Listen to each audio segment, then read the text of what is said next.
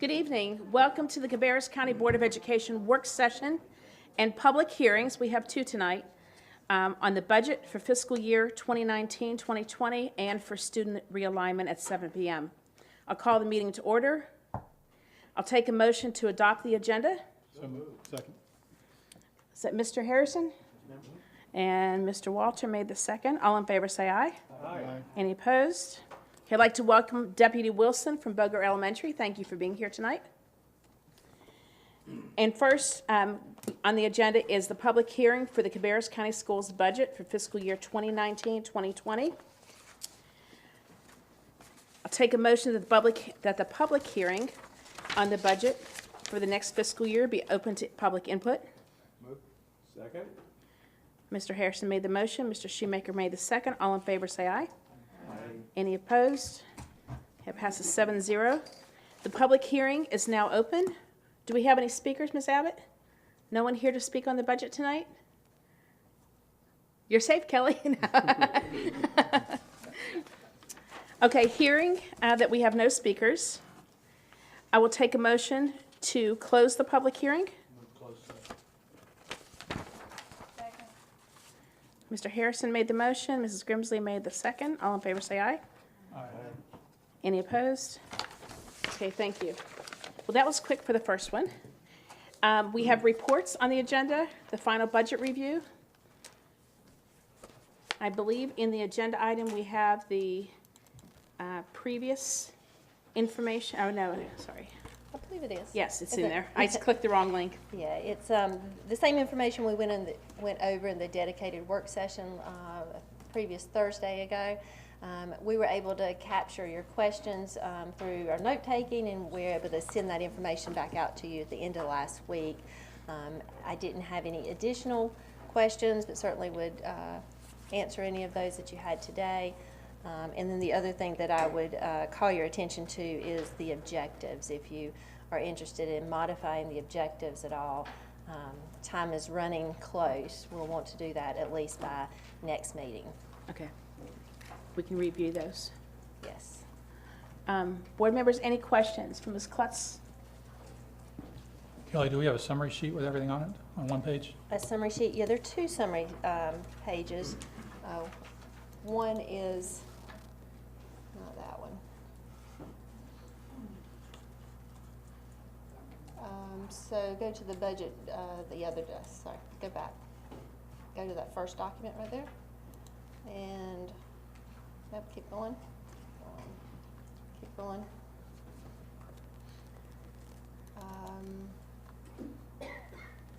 Keep going. Maybe it's not in this presentation. Maybe it's in the another one. No, I don't see the summary document in this presentation, but we do have one, and I'll be glad to give it to you. Yeah, if you could get it to us, and it would be helpful if you could compare that from what our ask was last year to what our ask is this year. Yes, I do have that. It's prepared. I'll Thank send you. it to you guys. Ms. Carpenter? All right. Is this where we say where we disagree or we don't agree with certain items? You know how I am where I disagree or I don't agree.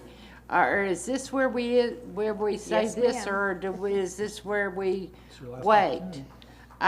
Because you know when I was in budget, how I disagreed with certain items and thought they should be moved into certain areas. One of the things, of course, was the vestibules. Right. How it fell on the sheet when we worked with the Trigo process, because it fell like number 20. And I can't find the sheet, how it fell. Where do you have that possibly So now? that was our first budget meeting with the board that we went over, so that would have been the March meeting. Yeah, and unfortunately, and I apologize, when we had those meetings, unfortunately, and, I was not able to be there. And, again, that was on the capital, was that the capital It is, the outlay? capital outlay, And yes. again, I know that they fell further down the list. I know that we were able to get one moved further up, But again, I know those tennis courts and some other things came way above those. And I feel very strongly about that. I know these things have, and we may not get the money, but again, I feel like those need to be further up the list. And I'm gonna lay it out just like it is. Unless those things can be further up the list, there's no way in good conscience that I can vote for a budget when they're not. Because if you're putting a tennis court above, paving a tennis court above a vestibule of a school, I just can't buy it. I know that Robinson and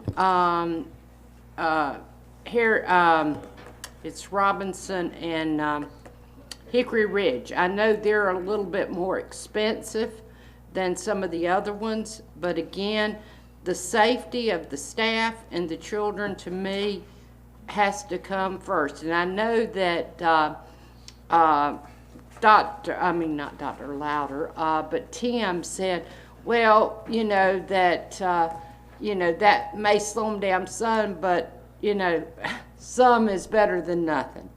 So I have to, I'm putting my 2 cents in. And I know that I was told that we're going to try to go after grants to possibly help with that. But still, I know there's some things that are up above those that I still would like to see those come up above 25 or 26, which I think is where they fell. Or you can tell me if they did get moved Yeah, up so some. I feel a little bit unprepared today because we talked about this on March 4th, and I was prepared to answer those questions at that time, but Well, I wasn't here March 4th. not having this question in advance, I didn't pull the documents that our public would probably benefit in seeing. So I've just pulled it here, and I apologize that you don't have it in front of you, but didn't have this question in advance, so I wasn't able to do that. So I'm looking at the top 36 projects that our facilities department went through and ranked first, and then handed that over to the budget committee. And then the budget committee ranked it using our TRIGO prioritization process. And we also ran a risk analysis at the end of the budget committee that said, was there anything in there that we hadn't talked about before, we hadn't analyzed, and was new information that we just could not live with, where those security vestibules landed in the prioritization. And so we had a committee of about 30 folks, and there was no one on that committee that was forced or felt compelled to move those up. So everybody on the committee agreed. Our recommendation to Dr. Louder was to go with the way that the committee prioritized it. Looking at the top 36, I see flooring is 1, flooring is number 2, carpet replacement is 3, pedestrian walkway is number 4, a roof replacement 5 and 6 and 7, mobile renovations is 8, security vestibule is number 9 for Mount Pleasant High School. So number 9 is where it landed on this list. I know you mentioned 20 or so, but again, these have gone through our facilities department, it's gone through the budget committee, it's been supported by our superintendent to bring to you guys. And Ms. Klutz, could you address, I don't want, the public to think that tennis courts on the surface sounds like a frivolous item, but this is safety and they're used for curriculum.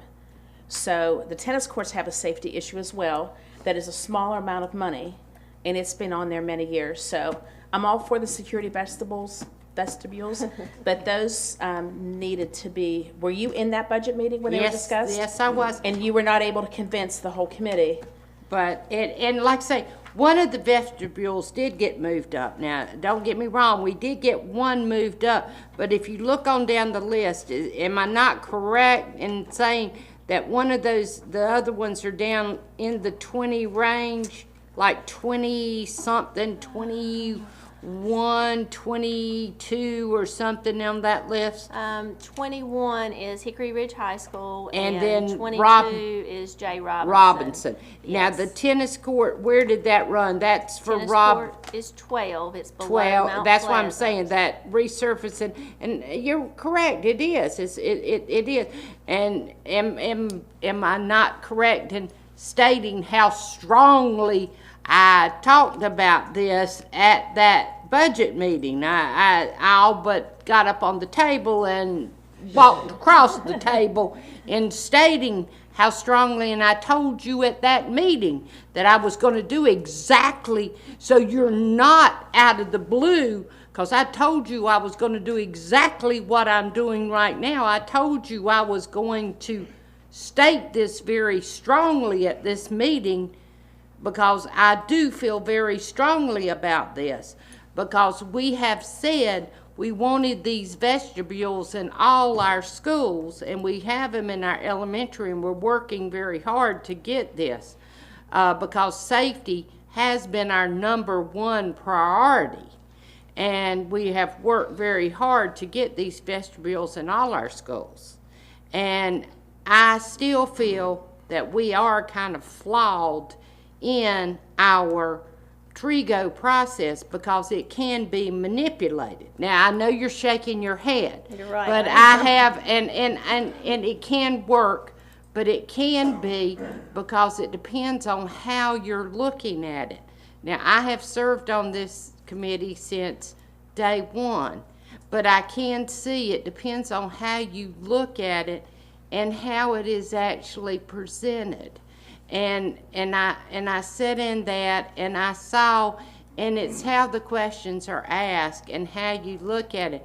You can say, all right, if you're going into it and you see that carpet looking very badly, and if a parent goes in and says, oh yeah, that does look bad, and it can be presented that way, you can rank it higher than if it's another way. So Well, there's a component. That's why there's 30 people in the room, and they're from all areas of the district. So we have teachers, we have teacher assistants, we have administrators, we have folks from facilities, we have parents, we have business folks.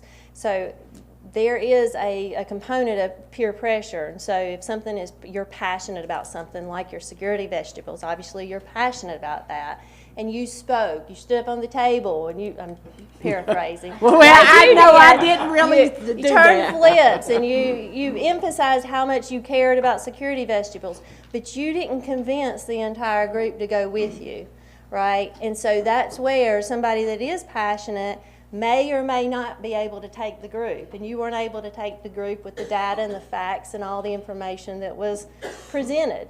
So you have, as a budget committee member, you have the opportunity to convince the group. You weren't able to do that. Now you have the opportunity to try to convince the board. If you're able to do that, we'll put them wherever the board says to. But this is your opportunity as a board member. You said very adamantly that you had the right to do that. You certainly do, but you're going to have to get 3 other folks to go with you to move it. But that is one area, and again, I don't want to be penalized, but like I say, that was stated at that meeting that I was going to do it, so it shouldn't be a surprise to you that I am saying what I'm saying. So I was expecting it in March, I guess. I Well, was ready for that this then. seat is vacant. I can't say it if I'm not here. So you should have realized that. Okay, well, I will prepare next month or next time for anything that you miss. I'll be sure to Be brush sure up my to do notes on. that. But that is one of the areas. The other area, and you'll have to excuse me with the other one, but that is one of the areas. The other one is also on personnel. I agree 100% with the top priority of the supplements. Now, some of the other areas, I feel like that the supplements should be #1, but I would have to say that is the only one that I can go 100% with. I would say some of the ones that are below that, with lesser value, that I can go, yay. And with that being said, some of these other things, at this point, I can't say that I'm going to be 100% saying that I can approve the budget 100% unless some of this stuff's changed. So I don't want somebody to say, well, why did she not do this? So with that being said, I'll shut up. I don't recall you making clear in the budget committee that there was anything else besides vestibules. I do remember it very specifically, you having a concern for vestibules, but that was all. Well, as you know, then I was only present for 3 of the meetings because we had other members that come, so that's why you didn't hear me say anything on the other ones, because I was only scheduled for 3 of the meetings because we had other board members come for the other ones, so that's why you didn't hear the other. Okay. Yes, and I would just say, not specifically, but at the budget committee meeting I attended, I don't always agree with the end result, but I respect the committee because there's a lot of people who put a lot of time into it. And so they decided, as a group, I had my say, my ability to give comments, just as everybody else does, but I am no more powerful in that meeting, nor you. And so, like I said, I'll respect the committee's choices. So,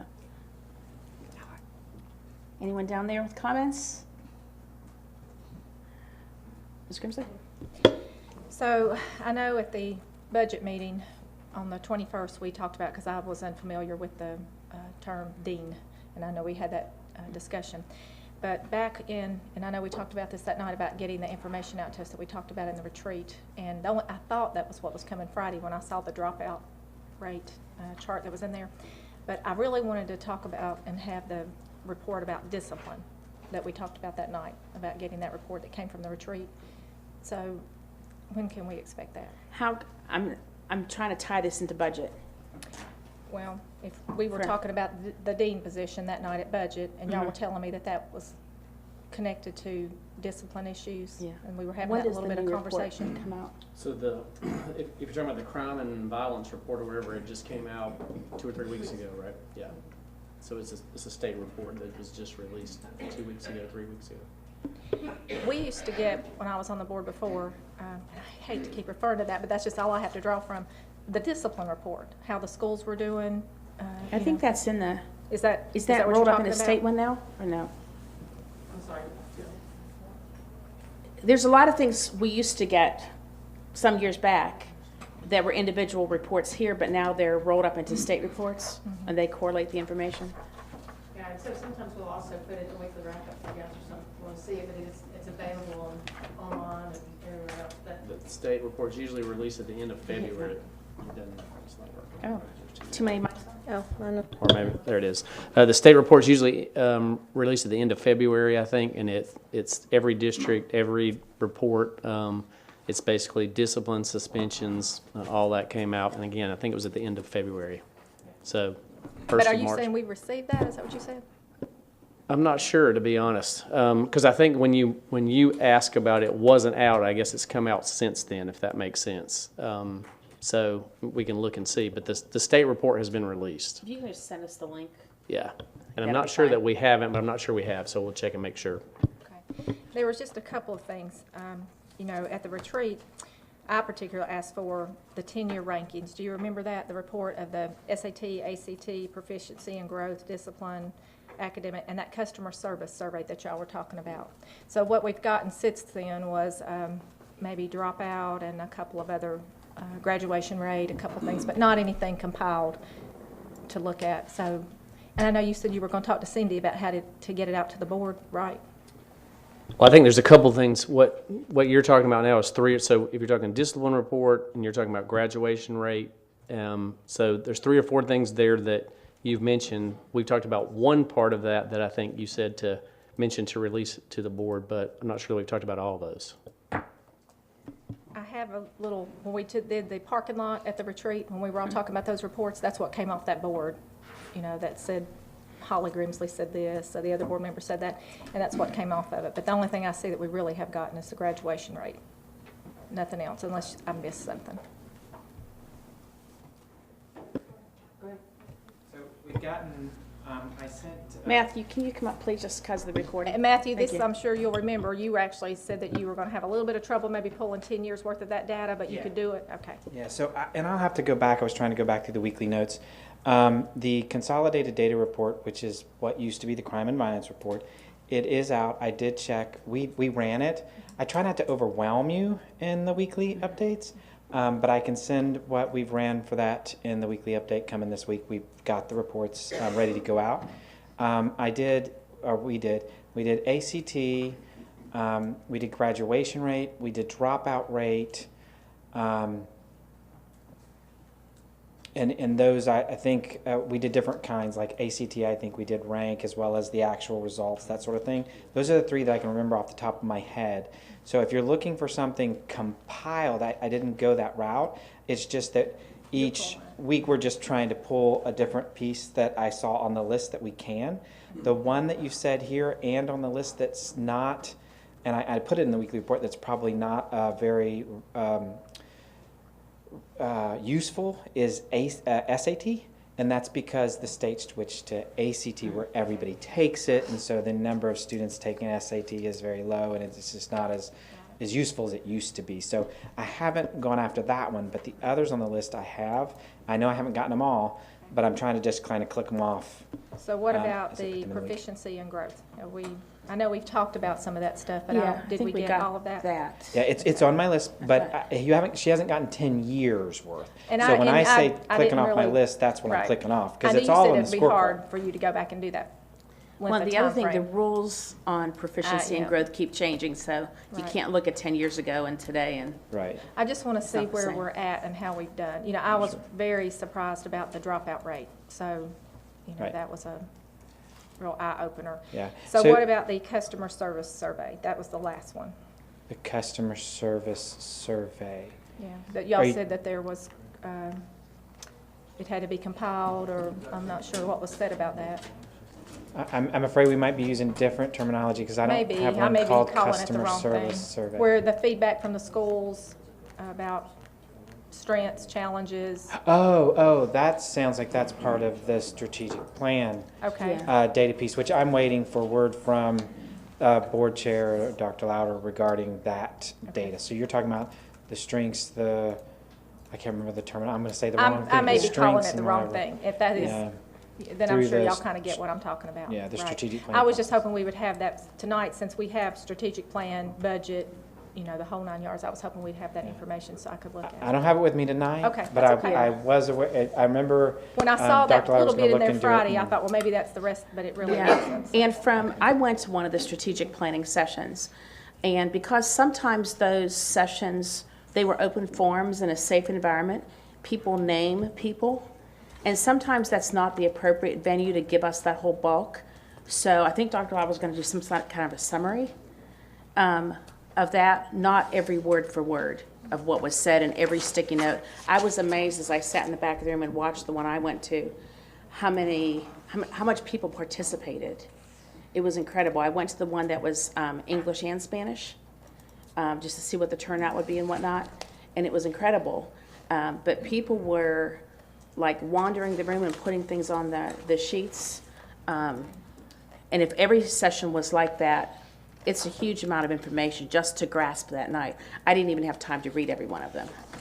So, I think the first time that Dr. Louder did that, we did get a summary of all the comments and notes when you first started. Yeah.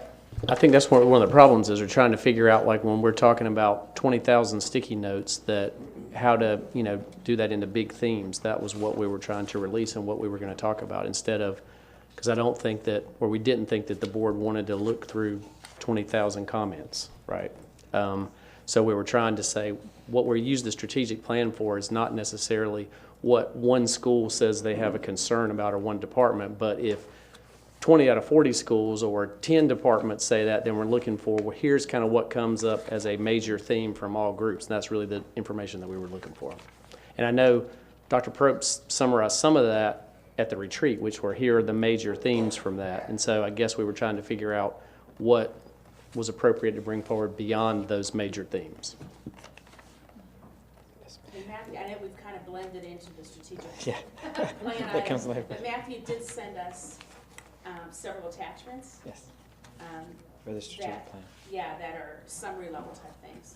And I got that, and I was going to actually bring it up during the strategic plan, but since this kind of ties to the deans, that we talked about the discipline, and that kind of comes back to all that report that that I asked for particularly, that's why I brought it up now. You'll hear me say it again in just a little bit. Yeah, that's no problem. And just in the next report, I'll try to summarize what has been sent, what I think is left to be done, so that if I'm missing anything, just communicate, let us know what we're missing, and we'll work on it. I'm trying not to overwhelm my department either, so I'm just kind of ticking off as we're working through other things to get that to you guys. All the data pretty much is available on the scorecard, right? You can look up that, what I think so all that's available all the time. It is. It's the what I 10 think- years that's... Yeah, Matthew was trying to search for was a decade's worth of stuff, and sometimes to find out, again, ACT has changed from SAT, so you can't go back 10 years. If proficiency in the way that it was ranked or the way that third grade reading is done now changed, then usually you start from that point and don't go back 10 years, right? So that's what he was trying to figure out, what actually is the same as it was 10 years ago and what has changed. Yeah. So let me be real clear. Anything that's not available, I'm okay with that, just tell me, because I wasn't That's right, really and sure. I put it, like, you know. when we did ACT, I wasn't able to go back far enough, but I put an explanation, Right. so, again, unless you tell me otherwise, I'm gonna assume that you're okay with that, and we'll Okay. keep going. No, that is perfectly fine, thank you. Right. And now we'll return to regular scheduled programming. So while we had the Yeah. moment of strategic planning, I was able to get Mr. Walter that summary and all of you. I just emailed it to you. Good. So it's in your email. Yep. And in Matthew's defense, he's given us the link or information in the scorecard multiple times in the last, at least 4 or 5 times in the last, 3 times in the last 4 or 5 months. That's because I keep thinking I forgot to send it to you, David. But it's always there and it's always up to date. So let me ask you something, just to make that note, and I apologize for jumping in, but since you've said that. So Matthew, if I did it myself, let's just say I took the scorecard, I can go back those 5 years myself? I didn't think so, okay. 3 or 4, I can't remember exactly, so 10. Yeah, I need to ask you guys, we need to be at mics, because we're probably getting a vocal in and out on the tape. Sorry. Yeah, the scorecard only goes back, I think, 3 to 4 years. To pull farther than that, we have to go back into our databases or state resources in order to pull it, so.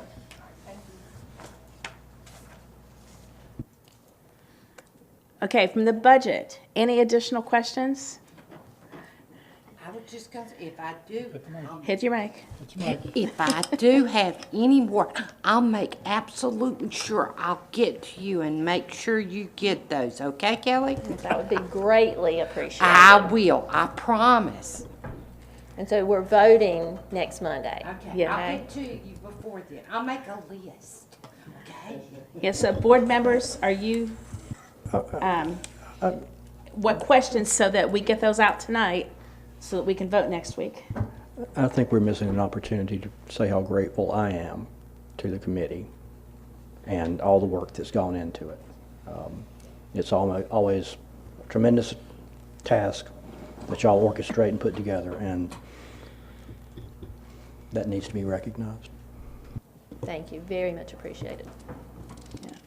And I'd like to ask Ms. Culberth about your experience with the Budget Committee. Well, I think in the Budget Committee, you have to trust the process. So just thinking about Ms. Carpenter's comments on the vestibule, I think the vestibule is really important to school safety, but at the same time, all of the other items are just as important too. And so as a committee, when we all think about all of those items, like we ranked them based on, what was it, 10?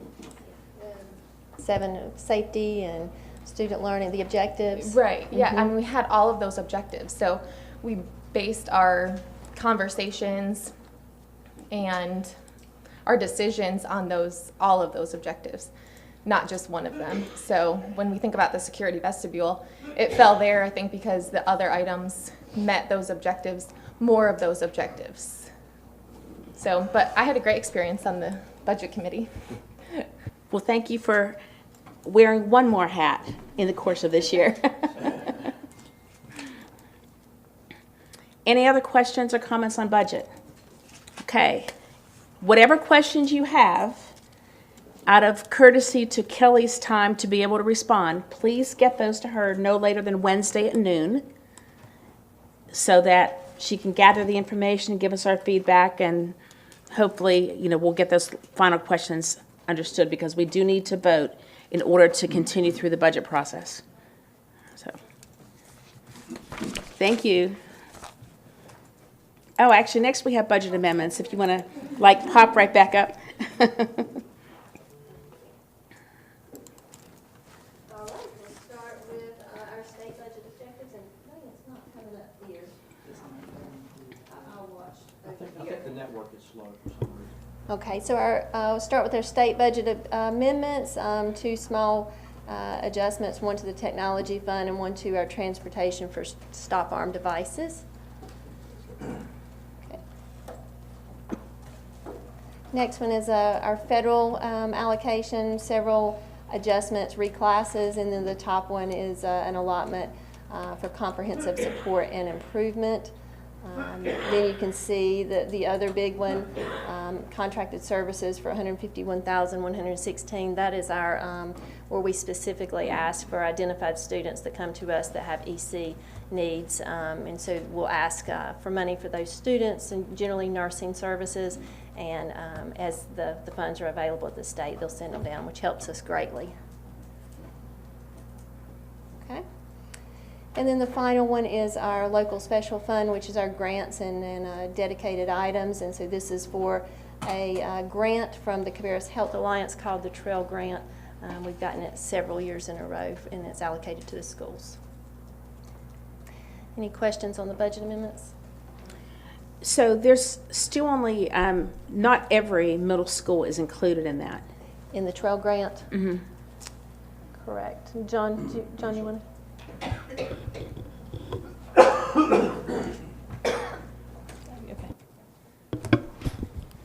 Hello. So not every middle school is included in getting Trail Grant intervention funds, but all middle schools get some level of funding.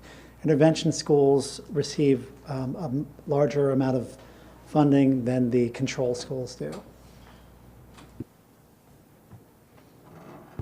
Are all of the middle schools surveyed?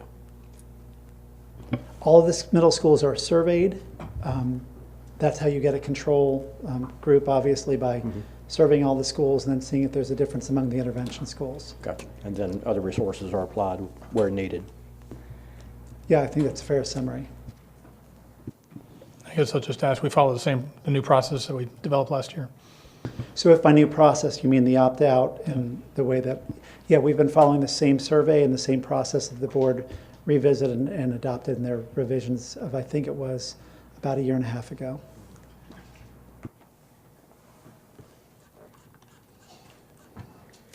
Okay, So, board, oh, go ahead. Sorry. The new survey will be coming out beginning of next year, so I guess we'll hear something about it at the end of this year, end of this school year. Is that the kind of the timeline that you see?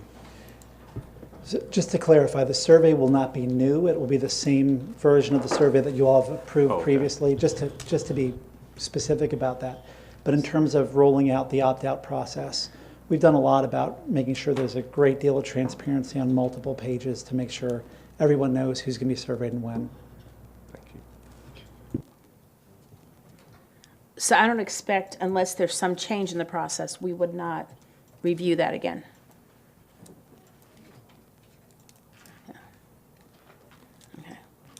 Okay, so board members, consent agenda for the budget amendments? Yes. Okay, thank you.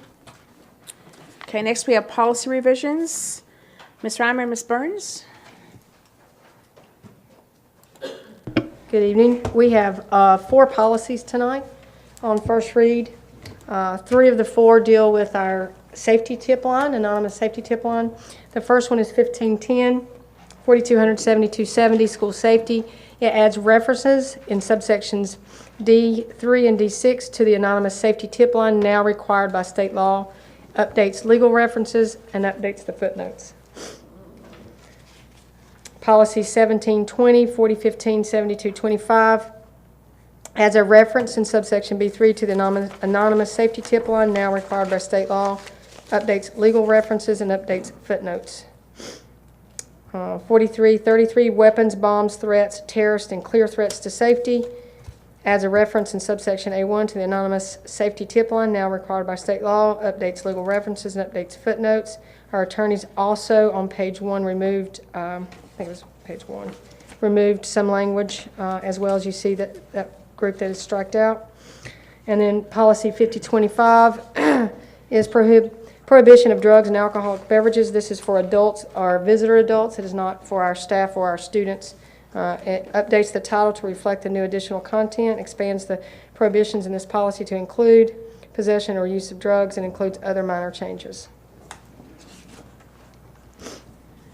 Okay, board members, let's start with the first one, school safety. Any questions or comments?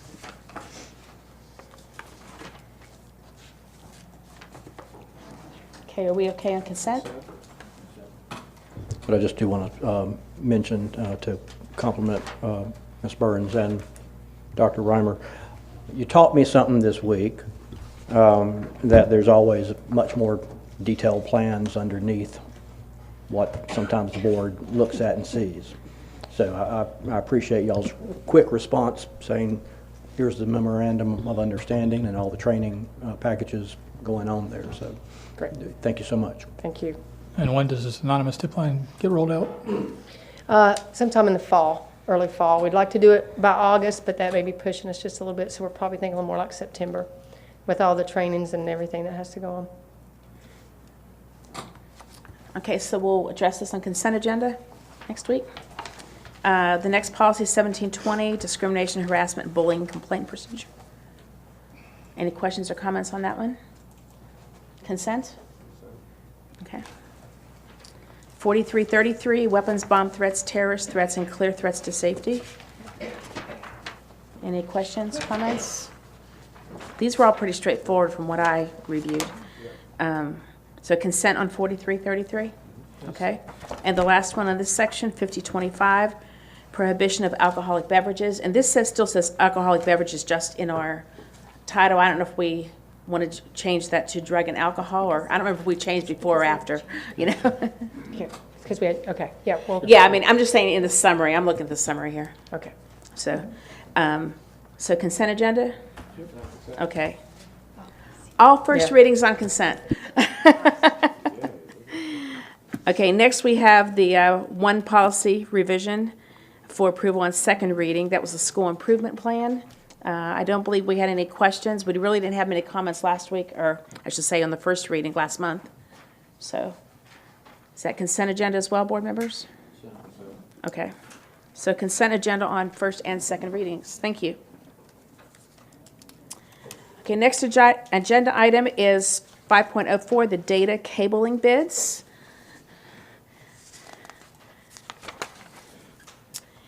Dane, if you would like to join us and kind of walk through your process.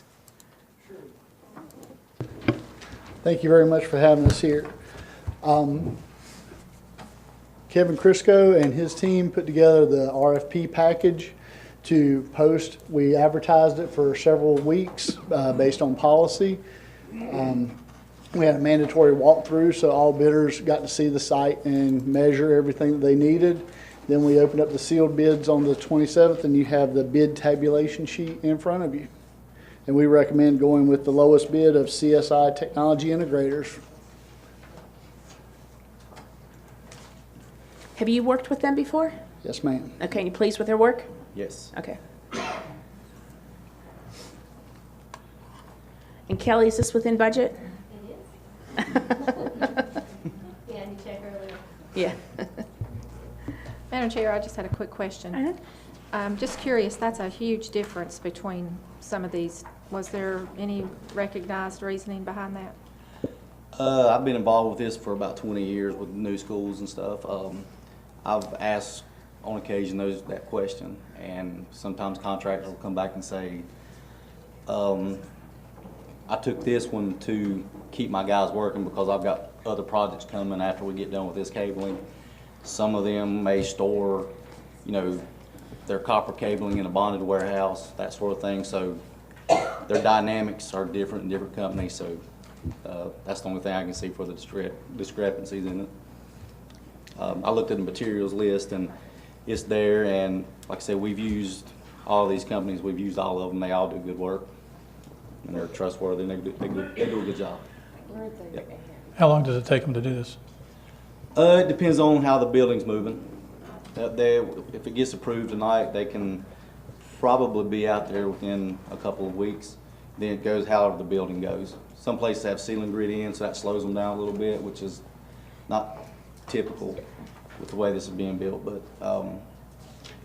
it'll just go with the flow of the building. It's hard to say, but it'll be done in plenty of time. We plan to have the fiber from Time Warner in by July, and then shortly after put the network in. So we'll have connectivity out there, and we can get cameras and that sort of thing up. Okay. Well, we don't vote at the work session typically unless there's a time constraint to accomplish something. But from the standpoint of having a contract drafted and whatnot, will you be giving that to our attorney to review? Yes. So I don't know if that can happen in this next week, to have the contract written up, and then we kind of do a one-stop shop. We approve not only the low bidder, but we approve the contract next week, if that's possible. That might be difficult, but if that's possible. It should be fine. Where are they located? Where are they located at? They're in Denver, I believe. North Carolina? Yeah, they're all North Carolina, Oh, yes. okay. Yes, definitely North Carolina, yeah. Okay, any other questions?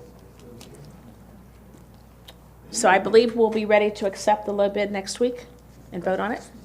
Thank you all for being here. Thank you. And the last item, welcome back, Mr. Fail. I missed you guys. So, strategic plan. As you know, we've gone through the process of revising the strategic plan and the metrics.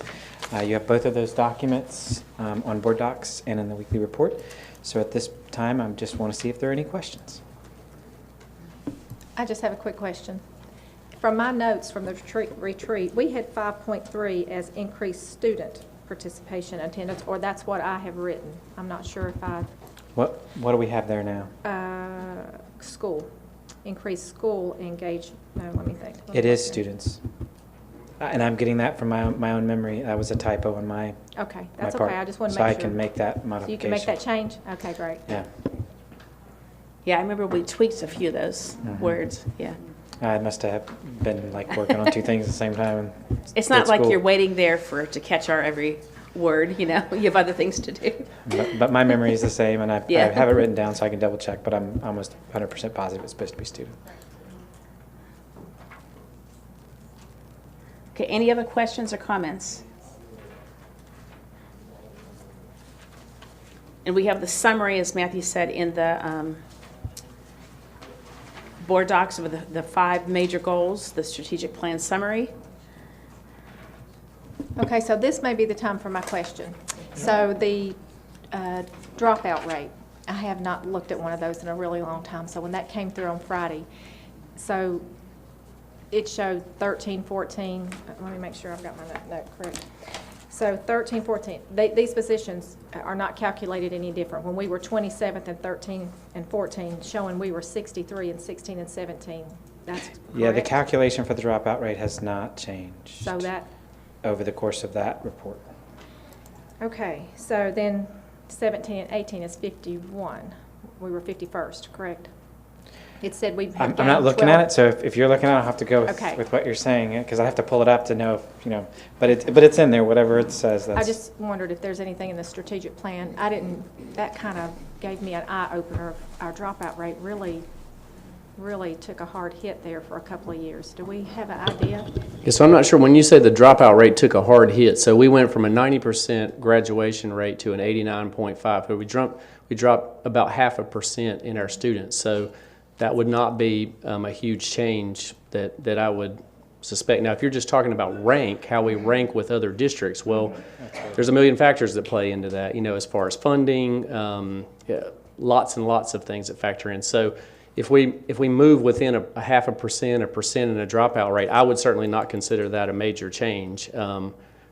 And so, you know, in other words, if we went from 90 to 90.5, I wouldn't consider that a major change up either. Now, obviously, we want as few students to drop out of school as we possibly can, but there has not been a whole lot of variance in that rate in the last 3 or 4 years. Explain the difference between graduation rate and dropout rate, because the Yeah. dropout rate here says 2%.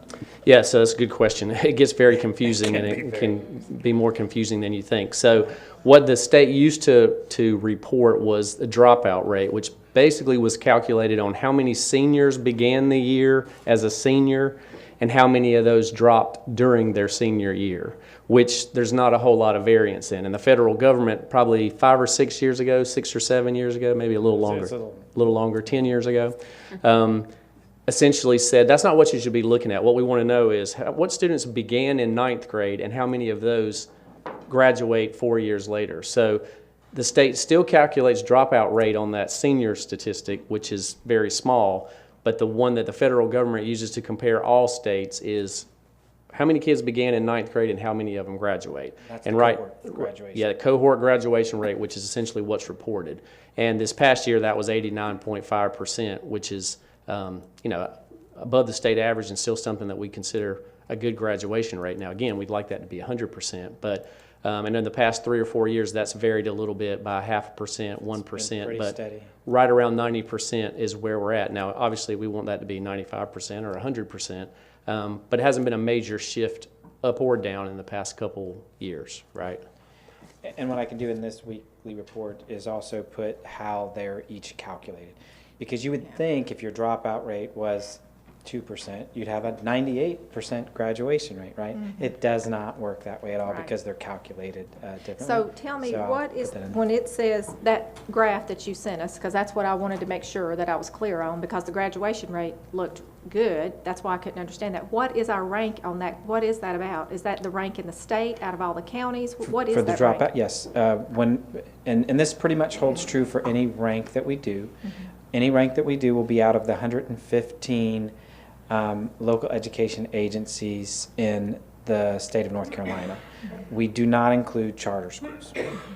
So, but I'm looking at it, that's why I make sure, am I actually looking at that correctly? That in 13-14, we were 27th, but yet in 17-18, the last were 51st. Is that right? I mean, That is correct, yeah. Okay. And I think what Dr. Lauder was trying to point out was you don't have to have a huge variation in order to move ranks one way or the other, because most of the LEAs are fairly close. I mean, in this case, it was 0.3%. Right. Yeah, it doesn't. 0.3? Yeah. Yeah, So so I didn't- again, I didn't go to that again, you'd link think right you'd now, have a so- huge graduation rate, but they don't calculate it the same, so it's different. And I It is think- confusing. Yeah, one important thing we need to look at too is our free and reduced lunch numbers keep increasing district-wide. So we're at, I think is it 40, 41% now? About 40, 42. That's what I would say. When if I we were- look across the whole district, previously, our numbers were always in the 30s for district-wide. And so I almost think we're achieving more than the numbers show when we look at having more challenges to achieve. So I hate that this data is reported separately without the impact numbers that affect it. So, well, maybe we just cleared that all up. yeah. Well, what would be helpful is if the spread is 0.3%, how many students does that actually represent for us? Is that like 4 students? Is it 6 students? Is it 10 students? So that you really have an idea of what you're really talking about, because, we're really talking a small number in the So dropout we're rate. And so graduating when by you start saying, all right, if I was going to be the top, then if I could have saved 5 kids from dropping out, that I would have been the number 1 in the state or something like that. I don't know what that spread is, so I'm making stuff up. So, but again, if you understand just how tight this metric is and what it means for us and how it is, then you can have more appreciation for these, why everybody's so grouped so closely. And yeah, we're 51st, but 2 students would have made a difference, and we would have been 20th or 10th or something. I don't know. It might be just that ridiculously close. So. That is one thing Matthew he'll email you guys with just like how many students is a percent, right? We'll email that so you can play within each one and see exactly what Mr. Shoemaker's talking about, right?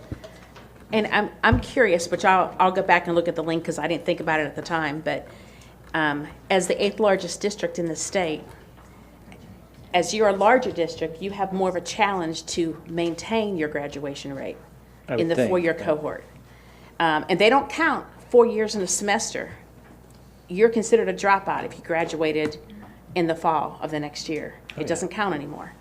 Which is, And I don't want to confuse any more, frustrating. but just along the same line, so what can happen from one year to another is we may get, literally in a district that's growing like we are and we may get 200 kids that come to our district as sophomores, another 300 kids that come as juniors, and then we're accountable for them when they graduate. So inheriting what comes from other districts in and out can vary too. Now, the same thing happens when students move out of our district, but it really can be, the difference in half a percentage point in graduation rate can be students that moved in and moved back out again, right? So all those things are part of the equation, which is why I wouldn't consider it a big negative to go negative 0.5% or a positive up 1, because there's just so much variance within it. When you're talking about 33,000 students, I mean, obviously we're talking about high school students, but somewhere around 10 or 12,000 students that are coming in and out, that can be the difference when nothing really changed so much from the school except who left or who came to the district, right? So That's also why we do the control limits on the scorecard, because in many of our metrics, we don't see anything significant really both ways. So it takes quite a bit to make a significant change that would say, whoa, you need to do something different to improve this, or wow, you've really broken out and are doing something incredible. We do have some, so. Okay. Any other questions for Matthew? Thank you for handling the hot seat so well.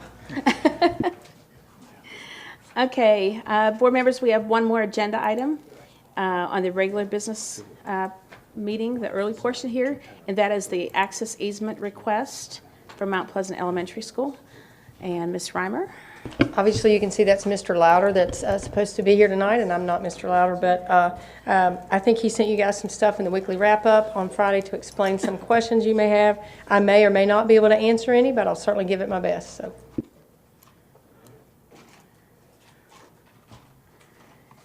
So I did like the map here where the access easement is really at the far back of the property. So it's not even near. My concern was that it was, right up against the school. So any questions on this agenda item? And I believe we still need to vote on this one, right?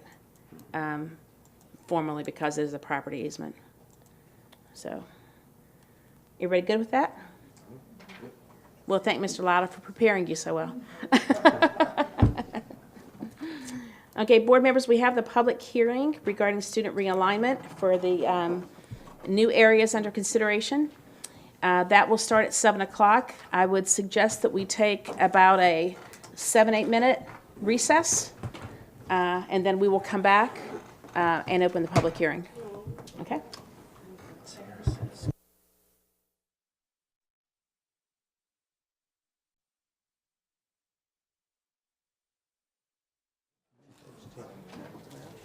Okay, we are back from our recess and are ready to begin the public hearing for student realignment. I'll take a motion that the public hearing on student realignment be open to public input. Second. Okay.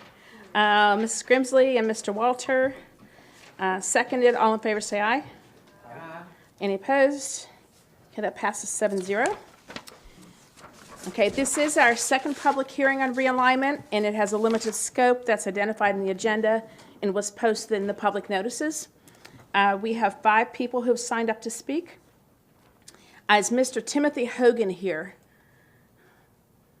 Okay, if a person's not here, I'll go back one more time at the end of the list and see if they wish to speak. And I should say ahead of time that each speaker has 3 minutes. There will be a beep. We can see the timer on this side. Can they see it on their side too, I think? Okay, so the timer will be set. You have 3 minutes, and we ask you to be respectful of the time, and then the next speaker will come up. So we have Dana Blackman.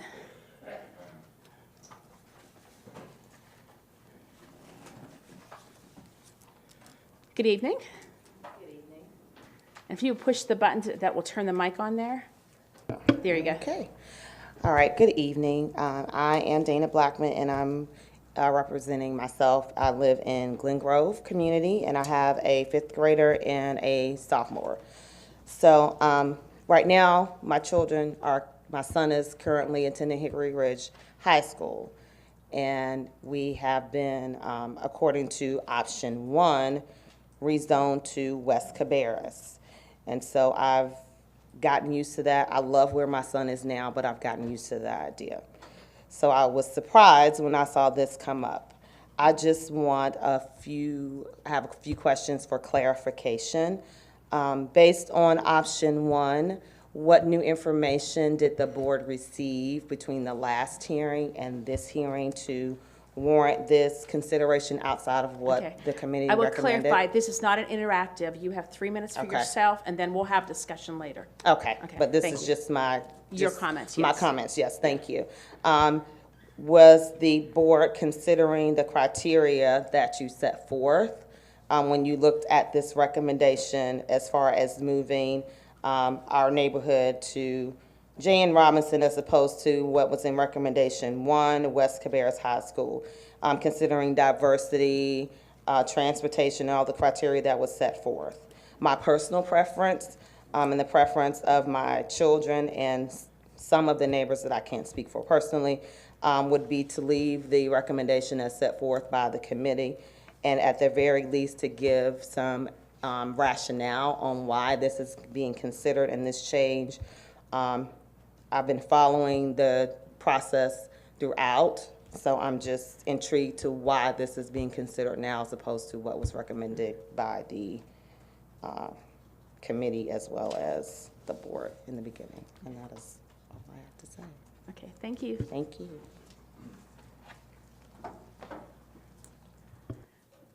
Next is Charlie Farnham. Welcome. Good evening. So my name is Charlie Farnham. I am in the Glen Grove community. And so I'm speaking tonight to actually speak in support that J.M. Robinson be the school aligned for Glen Grove. So for context, I have 3 children. I have a son that's currently in Pitt School Road. I have a daughter that will be a rising freshman in 2020. And I have a daughter that will be a rising junior in 2020, who's actually passionate enough that she'll actually be speaking after me. Mm-hmm. So just the reason why we lean towards J.M. Robinson, so it is the closest school to Glen Grove in mileage and time, so offering the shortest bus time theoretically. More neighborhoods that attend Hickory Ridge High School are being realigned to J.M. Robinson. So with this option, it doesn't single out a smaller group of kids from our neighborhood that would ultimately attend West Cabarrus. Looking at the feeder pattern, a more even percentage of students will be split between J.M. Robinson and West Cabarrus than what was offered in option 1, which is only 25% and 75% split. The biggest consideration for us is what established programs and athletics would be available. So my rising junior is heavily involved in theater, and we're not sure if there'll be programs available at West Cabarrus, whereas we know there's already something well established at J.M. Robinson, as well as athletics. So we don't know if there's an athletic program that will be offered the first year at West Cabarrus. And so my daughter, be the rising freshman, is a soccer player, so having that option available for us is advantageous. And then without a senior class at West Cabarrus, we are concerned that not as many advanced selection of AP courses would be available for our rising junior in West Cabarrus. By that time, she will have taken enough of the more generic or basic AP courses, and we want to make sure that there's advanced options, and we feel that J.M. Robinson would be that option for her. She's currently being asked to look at her career cluster, and what that career cluster availability is at West Cabarrus, we just don't know. And so having J.M. Robinson again with an established program could offer her more opportunities and options from a career cluster perspective. So I guess in summary, just 2 of our children entering into critical years of their academic careers in 2020. We believe that J.M. Robinson, the established academic programs and athletic programs, as well as the proximity to our neighborhood, will best serve for the success of them.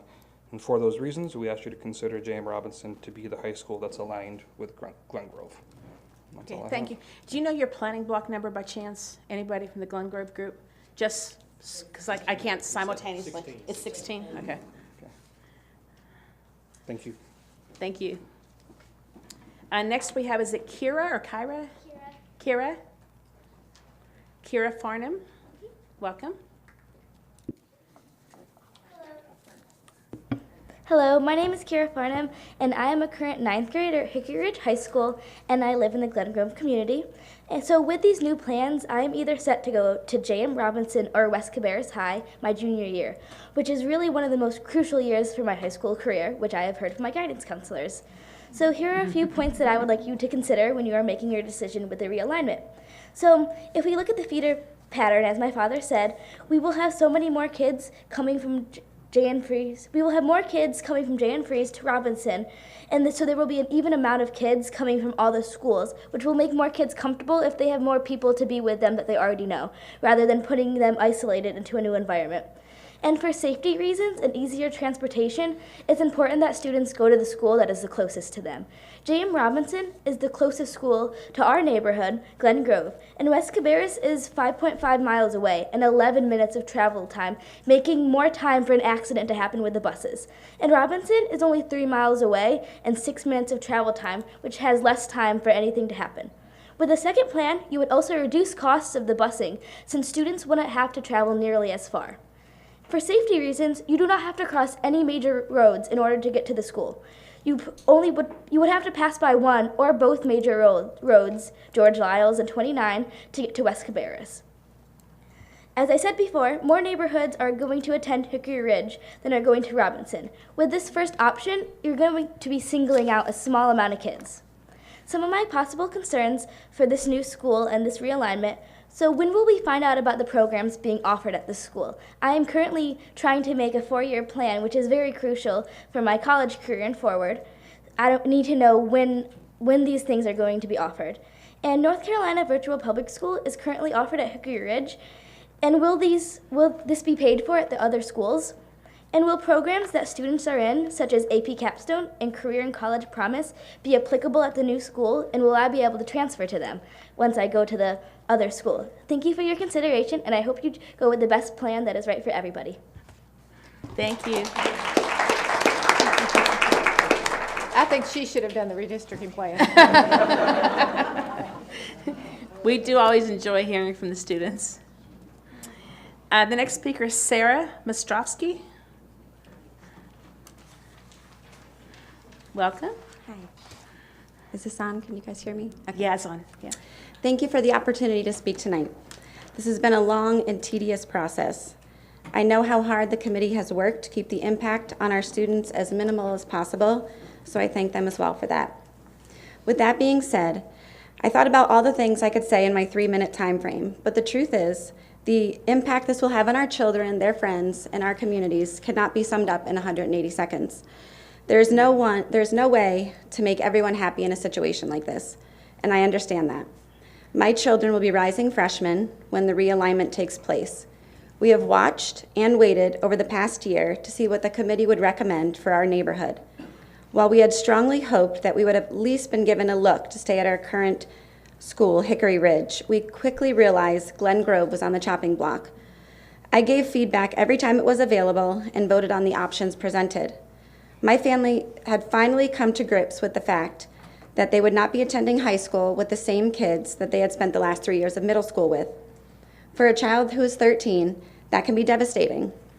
I thought the firm's recommendation was a done deal, and my kids had warmed up to the fact that West Cabarrus would be their new home.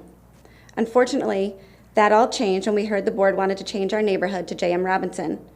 I'm not exactly sure what the board saw that the realignment committee didn't see that would prompt this sudden change. There are too many questions left unanswered. My kids are starting to ask questions. The kids are starting to talk at school, and I can't give them straight answers because I don't know what's going on. We are literally stuck in the middle, not only in this process, but for the purpose of school boundaries. I would respectfully ask that when making this decision, you weigh all your options and make the best decision based on all factors, including future growth, so our neighborhood, Glen Grove, isn't in the same position a few years down the line. Thank you. Thank you. Has Mr. Hogan arrived? Timothy Hogan? Okay. Okay, that concludes the speakers who have signed up. I will take a motion to close the public hearing. Mrs. Grimsley made the motion, and was that Mr. Harrison? All in favor, say aye. Aye. Any opposed? Okay. So now, are you driving, Dane? Okay. Board members, I did my best to consolidate all of the information that we had to help us make well, not all, because it's in a slide per section, but to try to find a way to depict without using two screens and give you the numbers. So looking at the next slide there, the areas, just to recap, the areas of highest concern with rebalancing attendance zone. And yes, there were multiple criteria that the committee was given and this board approved to provide guidance during the process. However, the essential thing to remember is we have 2 new schools opening, and we had schools that are severely overcrowded that we needed to make adjustments with. So there were several people who commented we should have ranked the criteria. Well, the only reason we even have this exercise is because we have to have students attend schools and hopefully attend in the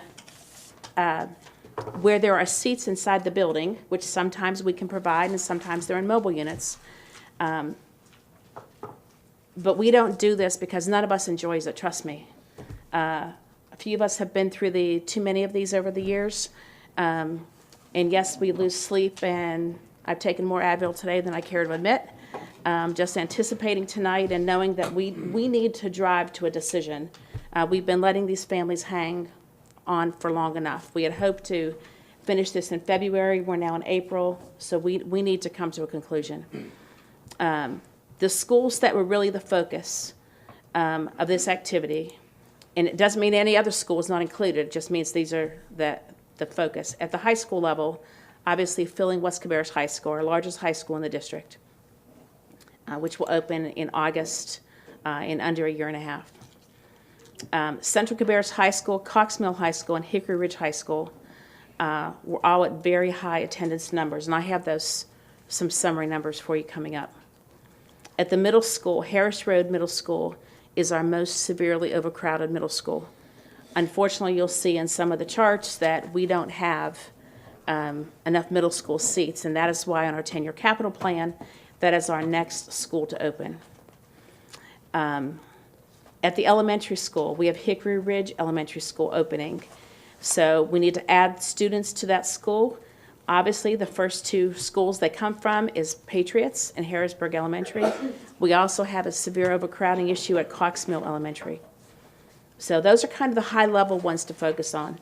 The way I organized the presentation tonight is addressing all of the high school needs and then showing you, if we do all of those various changes, what the numbers come out to. So if we go to the next slide, and this is a snapshot of the committee recommendation. And one thing I have come to appreciate this past week after spending many more hours on the realignment review is that the committee did do a really good job with balancing the attendance zones. Sometimes it may not have been the best for transportation. There may be other factors as far as growth that we're seeing in the county and why we're even looking at some of these areas. And honestly, a lot of the responses in here that we're going to walk through are because of public speakers who came forward or emailed us. So we are trying to be attentive to the public comments, but in the end, we need to keep that holistic Cabarrus County Schools picture in mind, because some of the comments are going to really kind of muddle these percentages, and you'll see when I get to the end of the high school area.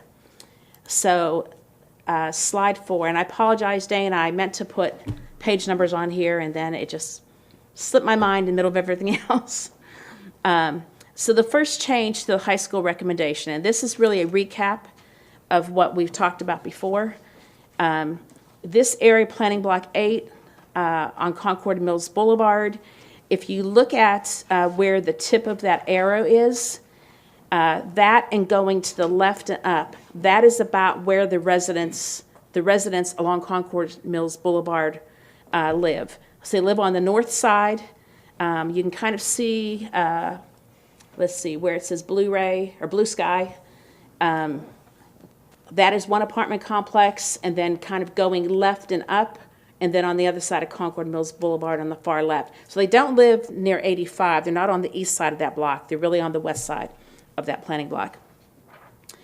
The students in Planning Block 8 are currently at Cox Mill High School. They would literally go down Concord Mills Boulevard, get on Christenbury, and go up to Cox Mill Road and go north to their school. And you can kind of see in the upper left corner there where Cox Mill High School and Cox Mill Elementary School show up in that yellow on the map. So the change in these numbers on individual slides like this are all just if that one change was made. So the change to Cox Mill High School to add them back in raises them to 91.91%, and it reduces J.M. Robinson to 76.52. Later on, I'll show you the whole summary of the J.M. Robinson changes, or potential J.M. Robinson changes. So Cox Mill High School, Planning Block 8, through the couple meetings we've already discussed this, we seem to have had consensus on the high school, leaving the students where they are. Is that still the general feeling? Yes, it is. Okay. Yes, I'm a no vote. What's that? I'm the no vote. Oh, for that one? Okay, we're not, I'll say voting tonight, but just to kind of get through.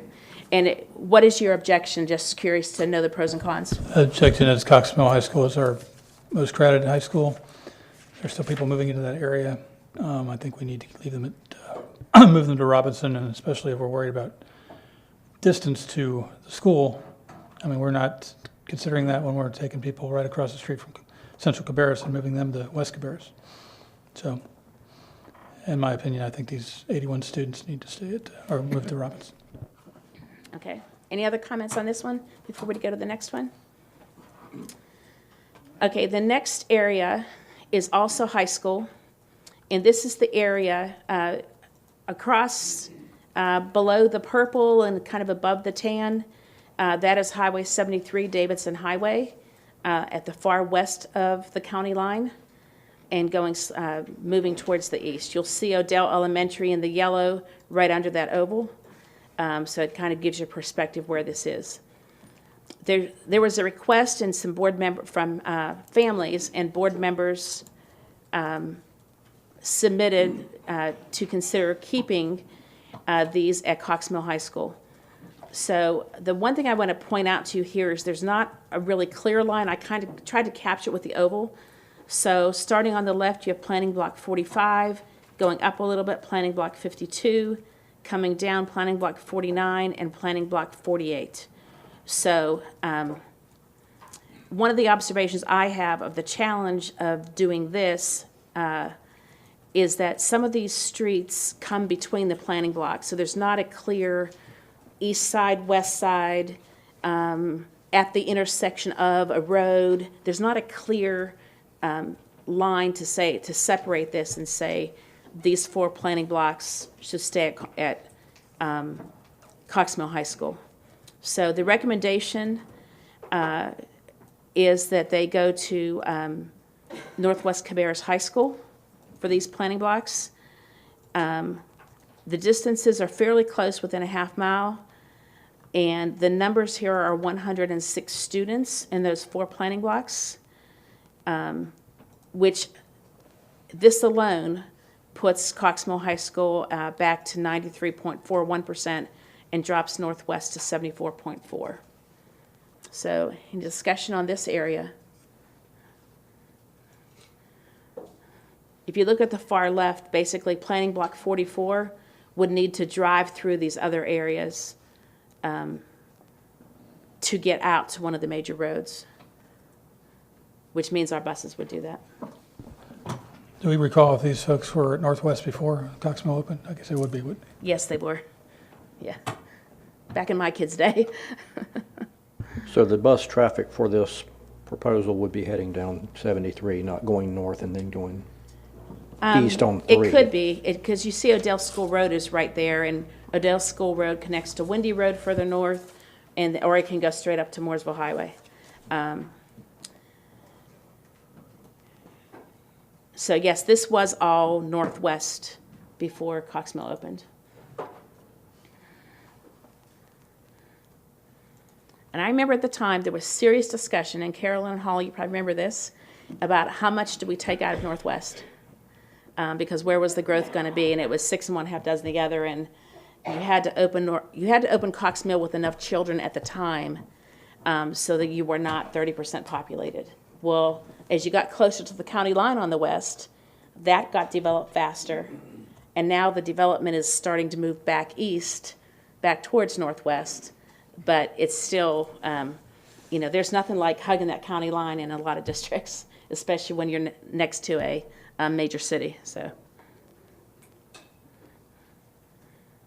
comments? I guess the only comment I would have is if you're keeping planning block 8 at Cox Mill, there's not any room, I would guess. But if we, No, I'll show you that sun around if you got scroll down there yet, but actually coming up on that next slide. So Dan, you want to go ahead and go down? So this is the net effect for Cox Mill High School by itself. These are the 2 requested areas for adjustments. So if we move planning block 8 from Robinson to Cox Mill High School, that's 81 additional. If we move them from Northwest Cabarrus High School, that's 106 additional. That's an addition of 187 students back into Cox Mill High School, when that was one of the schools that we intentionally need to reduce. So when you look at this, it comes out, if I did my numbers right, comes out that Cox Mill would then be 98.26 capacity. So I don't think that's our goal, to go that high. So defeat the purpose. yes. And if you drive through the area, generally in what is now the Cox Mill High School District, there's still a lot of fresh dirt, and things being built. So. But if you didn't do 8 and you did that other one, it's kind of a wash. Yeah, and I'll tell you, Mrs. Carpenter, as I've studied it, planning block 8 is very close to the high school. These other, and it's very clean. It's an exact, almost rectangle sitting in there for planning blocks. The additional areas, the 106 students, that is, I'll just call it a jagged area from the standpoint of it's not a clean area to move. Because then I would expect we would start having requests from the adjacent neighborhoods right on top of it to say, well, we have to come down through that planning block. And I didn't study or ask transportation for all the maps or whatever, but I do know they like to keep fairly clear boundaries.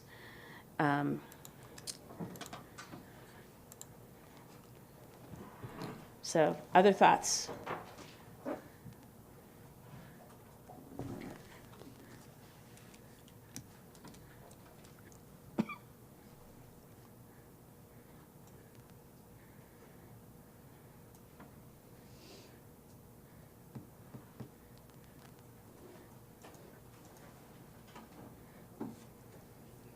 Ms. Blackwell, I'll just do a round table here. Any comments? No, I mean, to me, it seems pretty obvious that we should have, if we can, have them go to the closest school. And boundaries obviously make sense too, or to have, streets where buses are gonna go down, and, I mean, it sounds logical to me. Yeah. This particular scenario.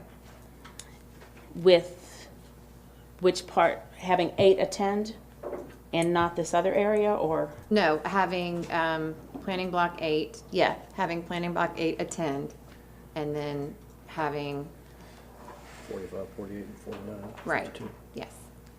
Attend as well. Stay at their recommend. Correct. The recommended, Yes. okay. So kind of split those two. Okay, Mr. Harrison, your thoughts? Also, planning block 8 should stay at Cox Mill. And to do the best we can with the overcrowding at Cox Mill, we should direct 45, 48, 49, and 52 to Northwest. Okay. Mr. Shoemaker? I'm of the same opinion. Moving 106 kids out of Northwest is not going to help that school. We'll begin to drive the numbers down at that school. And I think part of the process was to try to make sure that we kept our populations as equal as possible at our high schools, and we'll do the best we can with that. But I think also bringing the students, Davidson Highway forms a nice natural barrier from the other side, and we're trying to stay in this triangle, and this triangle has gotten more and more congested with people. The triangle between Davidson Highway and Odell School Road and down Poplar Tent, that whole area, the southwest part of the county has really gotten crowded, and I think that we just have to draw a line in the sand, and this is a very good place to make that move. When you look at the neighborhoods that border the jagged edge of 45, 52, 49, and 48, those neighborhoods are all going to be going to Northwest, and it doesn't make sense to single those particular neighborhoods out and send them to Cox Mill, the ones that were on this planning block. So I would support keeping them at the school that was recommended by the committee. Mr. Walter, your thoughts? Well, there was an option that left them at Cox Mill. And again, I just think planning block 8 should go to Robinson. They're not really homeowners, they are transient. So they might not even be there 4 years at that school. I would just clarify on, and I don't have statistics in front of me, but I've read many articles about the movement is out of home ownership due to all the maintenance and whatnot, and which is why we have so many apartments popping up. It's not transient, it's where people are choosing to live. So. Ms. Carpenter? I'm still kind of looking. I see what you're saying. You're saying the buses would have, oh, excuse me, I'm sorry, I don't have my mic. Yeah. You're saying that the buses would have to go through that to get those other children, basically. You're saying it couldn't go up Odell and go across then, you're saying. Is that correct? Right, and you know, and I don't have it on this snippet of the map because I was trying to get that one area as big as I could. So you know how Odell scoops up? When you go up Odell School Road north of 73, if you want to go straight, you go on Windy Road up to Mooresville Highway. But Odell School Road actually goes up and then swoops to the left to go up to Mooresville Highway. So they would have to get to Odell School Road through, and I didn't figure out which part of the neighborhood there. Or they could come down to 73 and go Is that 73 on the left? It's 73 across the bottom, right below that oval. The straight line, you can kind of see Davidson underneath the pink. So it'd have to go through there. I mean, because I still look at the closest, and it's 5.9 still, that is the closest. I mean, they're still going to Odell and Harris Road. That doesn't change. So they're still going to the other. So, you know, I don't have any problem with that. And I always say going to the closest because transportation costs, we're saving money on transportation costs with that. So, you know, I could... Yeah, I don't think the half mile is going to be a transportation factor. And those mileage, I picked from one planning block. So in this case, I picked 49 because it was kind of in the middle of that group. So I picked a street out of each planning block when I did the mileage. With that, so, you know, I could, you know, I know that Northwest would need those students, but, you know, I could go either way on that. I mean, one half dozen of the other. So if Northwest needs the students and they want those, but like I say, personally, you know, those half miles could add up too. So I could go either way on that. I'll be honest with you. Ms. Grimsley? No, I agree with this group, with Northwest Cabarrus and Planning Block 8, Cox Mill, definitely. So I think we have consensus on Planning Block 8 at Cox Mill High School. I'm good with. And the other planning blocks stay at the recommended by the committee. Is that correct? Yes. Okay.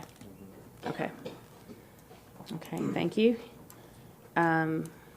So we'll move down to what is the 7th slide, right after the Cox Mill High School chart.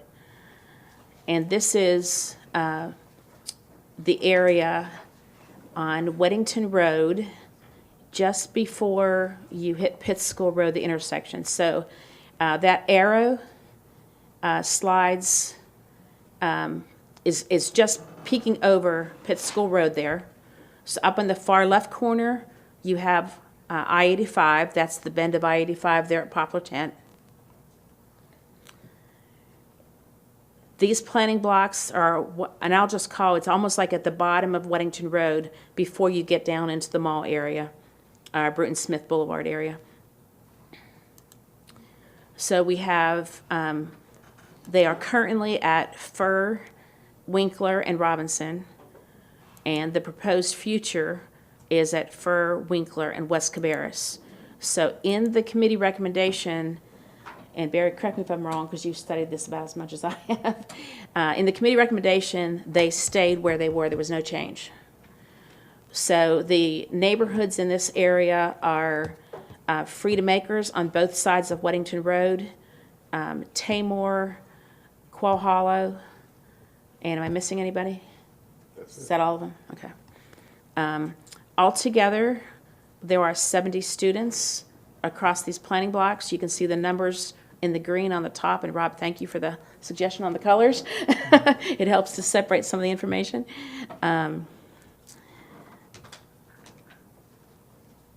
So what we're saying in this, and several of us wrote this in our board comments, is to have these students go to West Cabarrus High School, and that would take the whole stretch. West Cabarrus is on Weddington Road. It would take the students from the left and right sides of Weddington Road the whole way to Pitt School Road, if we approve this. So you're talking about the Woodlands too? Oh, Woodlands too. That's the one I missed. Thank you. Yes.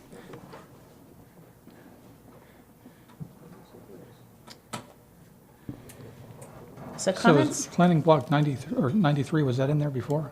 Yes. I don't recall. It was only on the north side of the road. Yeah, and it probably didn't. I kind of I wish the roads in the area. That's one of the areas I went driving in, and we were talking before the meeting. Ms. Carpenter, I told her that I entered the area on Monticello, actually, off of Weddington Road, and then ended up like in a maze of streets. And I finally came out on Pitt School Road. So I wish that area did not have all these interconnecting streets, but it's very hard to break that up. Now, do you have the total for, because you're only I'm sorry. It's 70 70? for all of those areas. Okay. For the 4, there are no high school students in 91, and you can see fairly small amounts except for 93. The challenge again is with planning block 93 is splitting it up. There was no clean line to split it up. Okay. Although we have asked that at least Taylor Glen and that large piece of property be connected to planning block 92. And I don't know, even though Plantation is a single road, there's 4 high school students there. I don't know that that's a clean enough line because of the streets, the houses facing Pitt School Road. There's really not a clean line there.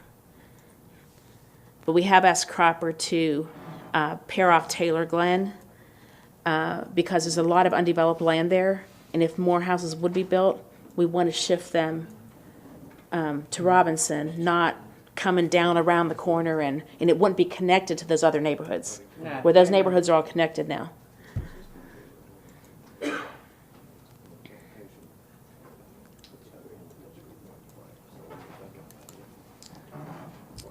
So Ms. Grimsley, you want to start with your thoughts?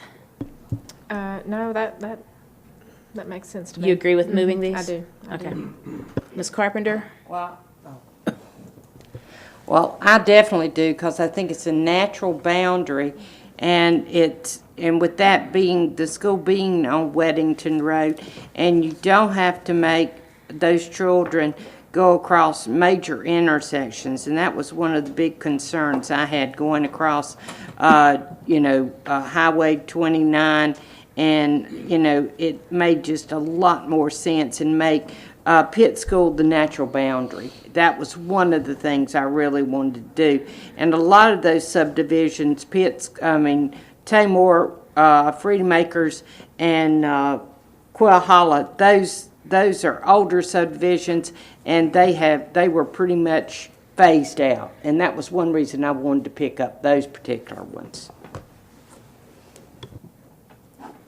Mr. Walter? From a distance point, it makes sense. But we just took 70 students away from J.M. Robinson, and now you're taking another 70. That's almost 150 kids. How are we going to fill Robbins? There's actually 2 minuses and then 2 pluses later on. So when we get down to that summary sheet, you'll see. Okay, if you balance out J.M. Robinson, I think it makes sense if you can do that. Yeah, I think it came out to under 20 students difference. It's pretty close. But again, we would have to agree on everything until we get there. So. Okay, Mr. Shoemaker? Well, I agree for all the stated reasons that these planning blocks should go to West Cabarrus. It's a natural fit, and when you look at the majority of those roads, they do empty out onto or have access directly to Weddington. So for the buses, they wouldn't even be getting on the Pitt School. Be a few possible, maybe one bus running up Pitt School Road, going backwards towards West Cabarrus, but the majority of the bus traffic and action would be going onto Weddington Road towards the high school, and I think it makes a natural boundary and a natural fit. So, Mr. Harrison? We're driving toward a very good balancing of the students in all these high schools, and so I'm in favor of this 70 going to West Cabarrus. Okay, Ms. Papa? Me too. See, that's the benefit of being on the end, But wait, I'm going to mix it up next time. Then it's you first, David. Okay, so, and granted, y'all can change your mind when we look at the total sheets. But so right now we have consensus to move this area as stated on the chart. Okay. Okay, next slide. This has looked odd to all of us, but I will tell you, I used to live over in this area. This is off of Highway 73 east of 85. I should say south and east. So that blue line across the middle, that's Interstate 85. Neighborhoods included in here are Zamosa Acres, Terrace Bend, Oak Park, Mistletoe Ridge, Cambridge Commons, and then there are some individual residences, not in a neighborhood, on the far left side of that, in the oval, in the purple. So all of these neighborhoods only have one way out onto Highway 73 or Davidson Highway. They cannot get through down to Poplar Tent. So they've, I think, forever have been in the Northwest Cabarrus School District. So in the future, in order to clean up that line, and there was one of the options that the committee had where these students did go or were slated for West Cabarrus High School. So you can see the numbers on top. It's a total of 103 students currently. They're currently at Boger, Northwest Cabarrus Middle, Northwest Cabarrus High School, and this would send them to West Cabarrus High School. When we think about realigning in the future for the new middle school, most likely this area is going to get shifted to Winkler, just based on numbers and lines and whatnot, following the boundary of I-85. So I look at it this way. It's either we move them now or move them in a couple years when that middle school gets built and they shift. So says, like I said, 103 students. It's a pocket here. Those neighborhoods, except for the ones on the far left, they're the only ones that can get out to International Drive. That's a limited road. The other ones all have to come out onto 73.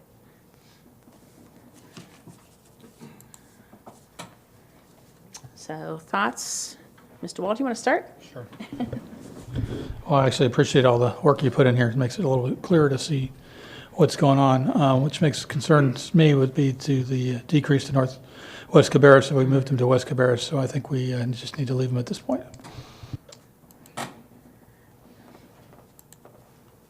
Whoops.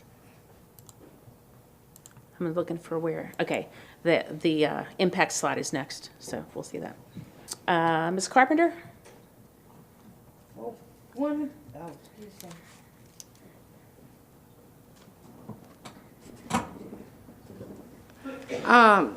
Even though they are closer to Northwest, why is your reason again to move them to West Cabarrus? Make the lines.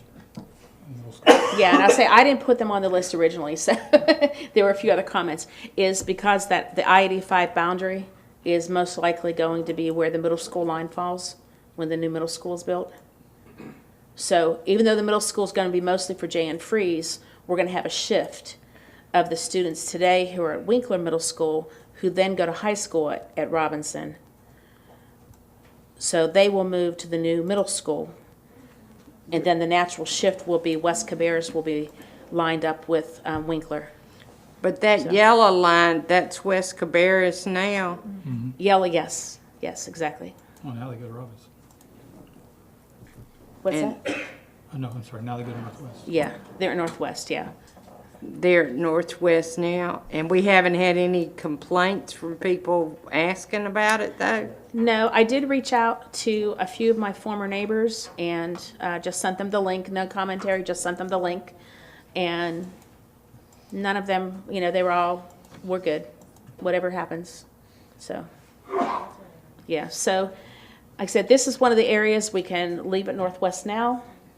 And then when we do know the exact placement of the middle school and how that will shift and how West Cabarrus has built out, because West Cabarrus doesn't have a lot of land to develop in its area.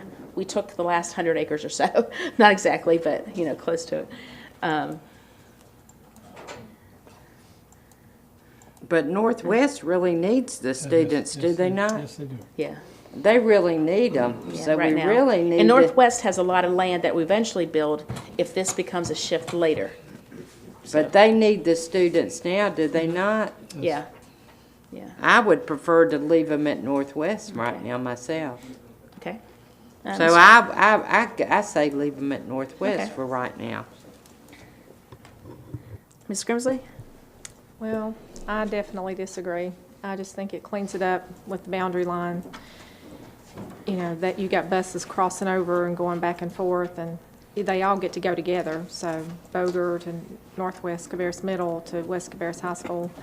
And I think it cleans the line up. And it's like you said, they're going to get, it's going to change in a couple of years. It's pretty certain, I think, just So where they're sitting. Yeah, and transportation-wise, it just looks like it makes more sense to me to clean that line up and send them to West Cabarrus. Ms. Blackwell? Yeah, I was just, actually, David and I were just kind of discussing this too. It is a little bit funky the way it looks right now, but I do understand the point of not having to cross over 85. Nobody wants any of the kids to have to do that. So I understand that the middle school is something that's going to happen, whether it's 3 years from now, 5 years from now, but the change is going to happen regardless. So, I'm fine with it, with sending those to West Cabarrus so that they don't have to cross over 85. Mr. Harrison? To go to West Cabarrus will give this set of neighborhoods some stability and some long-term stability that I think would be very advantageous to them instead of changing again in a few years. If we do that in a few years, it looks like we didn't know what we were doing.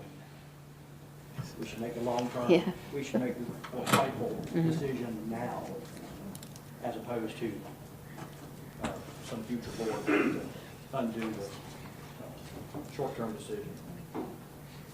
They should go to West Coast. Mr. Shoemaker? I think they should stay at Northwest, but after having studied this a little bit more and worked with the numbers even more, and of course, I hate to throw another wrinkle into the mix, but actually knowing that area pretty well, you have planning blocks 286, 85, and 284, and the ones across the street that border Weddington, Winecoff Road. I wonder if they shouldn't all stay at Northwest for the time being. And I know that takes away from West Cabarrus, but that really does even it out for those planning blocks. But Yeah. I know that we're doing this particular one right now, and I think this should stay at Northwest at this time. And I'll tell you, on that far right of the purple there, below 85, that line is along Irish Buffalo Creek. Which one? On the right side of the oval, where the purple meets the gold, Yep. that's Irish Buffalo Creek. Yep. That's why that line That's is your there. natural boundary? Yeah. Right, it's a natural boundary, but I live, Winecoff School Road is right there, and we would normally go up 73, hit Winecoff, take a left, and we go back down Orphanage too. So it's the same difference. It's a shorter distance to go that way than it is to go to West Cabarrus, but, you Oh, know, yeah. I mean, Yeah. you lived out there, you know what I'm talking Yep. about. So, but as far as this particular planning block staying where it was in the original recommendation, I agree that right now we should keep it there.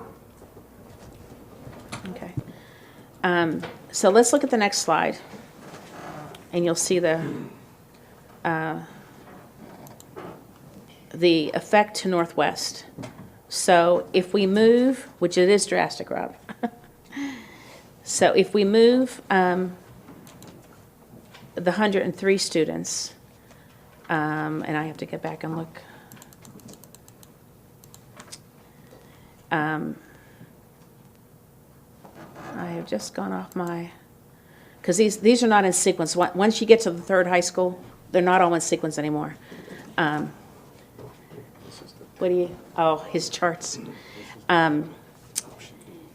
So for Northwest Cabarrus, if the 103 students are moved out of the one we just looked at to go to West Cabarrus, and if we move the students on that north side of 73 where we had those four kind of, I call the jagged edge planning blocks, if we move both of those either to West Cabarrus or to Coxmill High School, Northwest is down to 66.72%. And I don't think that's what we want to do. That's not the purpose of the realignment. So. That's why I said keep them at Northwest. Hmm? That's why I said keep those kids at Northwest. Yeah, so if you look at the top, the recommended option as it is today is 82.31%, which is a healthy percentage. So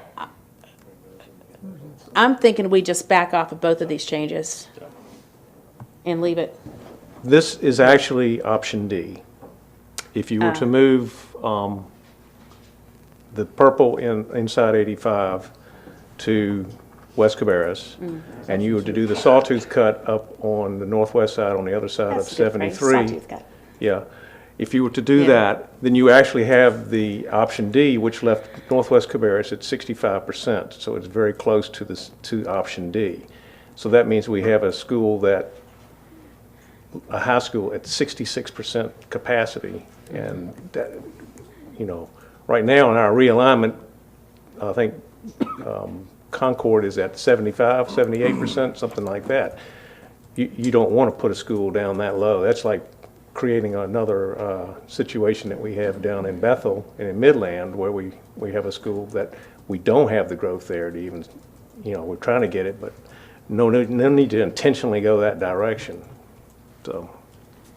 So, and I think what we're seeing on this slide right now is why option D was removed from consideration by the committee. So they realized they couldn't achieve a more balanced, and going back to the very first slide, or I should say the second slide, Dane, can you go back up to slide number 2 there? Or 3, I'm sorry. The first chart. Keep going up to the top. Yeah, that chart right there.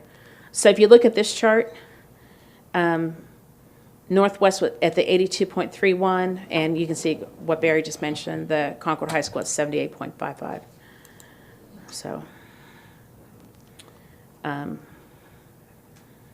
this is one of the areas where I started believing the committee really did put a whole lot of thought into this.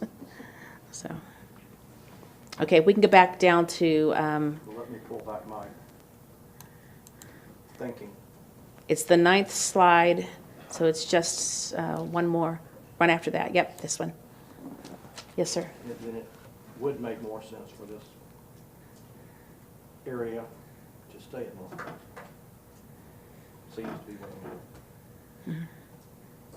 And so basically accept the committee's recommendation for this area and not make any more changes. So. To keep the school capacity at 82%. And I think, you know, we don't. 66% is unhealthy. Yeah, we don't know what year. I mean, the middle school is obviously on the 10-year capital plan as the next school to build. So if that becomes 3, 4, maybe 5, hopefully not. We can't survive for 5 years with our middle school population. When it gets built, then maybe this one area along 85 there, maybe that comes back into focus for us. Because West Cabarrus most likely will not fill to capacity by that time. So we might still be going back in a few years. Oh, yeah, yeah. We were always, this area for middle school. yeah. When I lived in that area, we were always right on the edge. We did get moved to Boger, but we were discussed a few times just because of where we sat against 85. Yes, sir. Just kind of think that the goal here is to try to align high school and middle school at some point. So, yeah, you're going to go back and look at these. Right. Yeah, we'll have to. Okay, so do we accept the committee's recommendation? To stay at Northwest High School. To stay at Northwest and to not move the Highway 73 area? I'd like to change my mind and say yes. Okay. Laura? Yeah. We have to. Okay. I mean. Okay. Accept the committee's recommendation. Huh? I said keep them there anyway. Yeah, yeah. Rob, you're okay with that? Grimsley? Okay. Okay, so no changes. No changes to Northwest. Use committee's recommendation.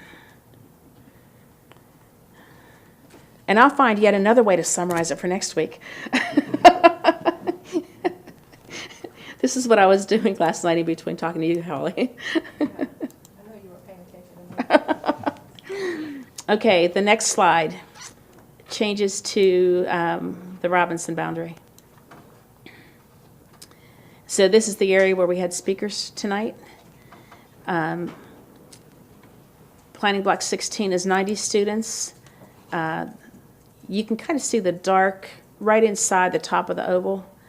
The dark line, that was the former boundary. So this area was on the maps targeted for West Cabarrus High School. As the lines were getting shifted and moving across, this became a suggestion by some board members in the previous comments. So they're currently at Pitt School Road, Hickory Ridge Middle, Hickory Ridge High. The recommended option has them, the committee's recommendation, at Pitts, Freeze, and West Cabarrus. So by moving this area to Robinson, it actually cleans up the feeder district because Freeze is fairly closely aligned to Robinson.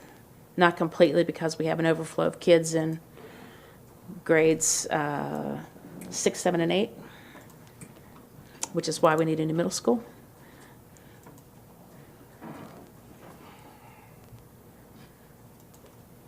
So 90 students total. So, Ms. Spartanburg, I was one that recommended this, and the reason I did, there were several reasons. One is Roberta Road is a natural access to J.M. Robinson, but going the other way would mean that the students would have to go down George Lyles all the way to Weddington and across down that way, and it was a lot farther drive for them or for the buses. And it made better sense that the students on both sides of these roads, because of their access to Roberta Road, where they don't have access to Stowe Road. And so having access to Blackwelder and Roberta made sense for them to go back in this direction towards J.M. Robinson. They were closer. They were in an area that was still at J.M. Robinson. Well, actually, I think someone said it was at Hickory Ridge. Mm-hmm. Yeah, they are at Hickory Ridge right now. But it made sense for them to stay with the neighbors across the street and move this neighborhood over towards J.M. Robinson, where they would be closer and more likely to be able to attend events without having to get onto major highways and that type of thing. So I felt like it made better sense. And though, I appreciate the committee's diligence, this was one area, having traveled it a lot, it made better sense to do this than go the other direction. And I just want to call your attention to, on the map, if you look on the far right side and there's that little wedge of purple, this is almost like this area here is the four corners like they have out west with Utah and the states that form that perfect corner. Is we have in the blue Robinson, in the yellow West Cabarrus High School, in the purple Central Cabarrus, and in the lower green Hickory Ridge High School. So this really is the edge of, I'll say, the four schools.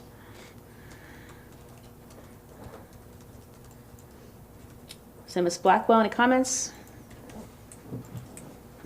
So this is going to then start putting those kids back into J.M. Robinson that we took out. Mm-hmm. Yes. In the yeah, previous, it's like whatever a complement to the minus for the plus. Yeah, I mean, it seems to make sense to me. Yeah. And if you look on the map on the left side, you can see the end of Pittschool Road Elementary School. So this area is close, as Mr. Shoemaker said, because Pittschool Road is just down the road from Robinson High School. So, Mr. Harrison? I'm just comparing the next slide. You what? Oh, you advanced? No, they need to be at J.M. Robinson.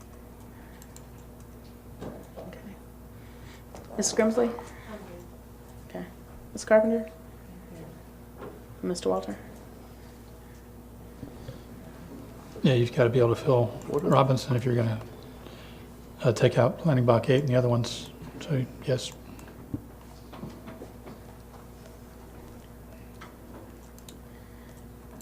Okay, so if you would go to the next slide, Dane. So first I'm going to show you West Cabarrus, since we just took students, if we use that out of West Cabarrus. So here's the summary. West Cabarrus started off at 83.19%, of course, without a senior class first year, so we won't achieve that until second year. We previously took students from Robinson to West Cabarrus, added 70 students on another boundary, took students from Northwest Cabarrus High School to West Cabarrus, the 103 added, but now we're taking the 103 out, right? Yes. Because that's what, this isn't dynamic to make changes on the fly.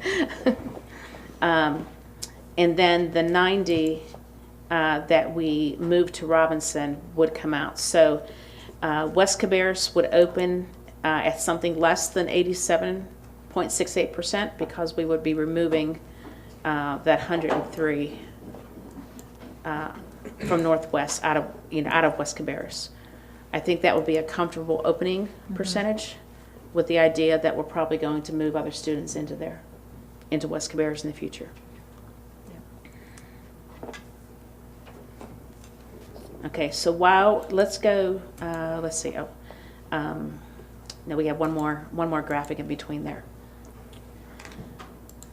Okay, so this is the area in Harrisburg. The blue line right under the arrow that goes across is Highway 49. And Moorhead Road is the purple or pinkish line on the right side of the oval going up. So originally we had questions about, and you can see planning block 16 up on the edge of that in the yellow. So we're just sliding down the road there a little bit, again using 49 as a natural boundary. So there are 46 students in this collective area. We previously had a speaker that said they didn't want to go to a school different than their neighbors across Moorhead Road.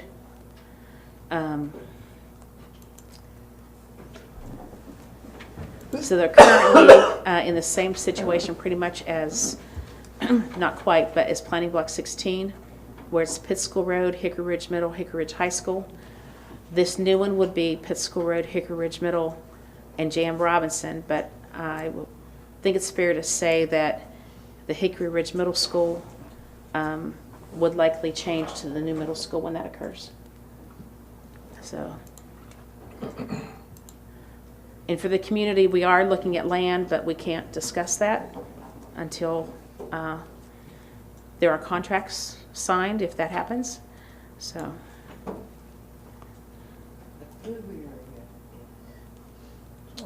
What, Ms. Carpenter? The blue area is Robinson. Yes. Okay. And right below there, you can see that the blue stripe is 49. Okay. Down to the county line.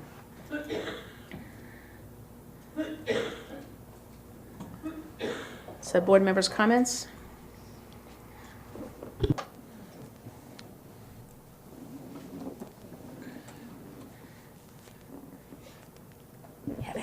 Yeah, just considered planning block 132. The only way in and out of that is on 49. The other ones, they can go onto Moorhead Road there. Do we want to separate that? No, I guess I'd like to have I think it's always better to keep 49 east and west, north and south, whatever, where that's clear for a line, even for our bus drivers. You know, which streets they go in and out of. Yeah, I did see that. That was one long. And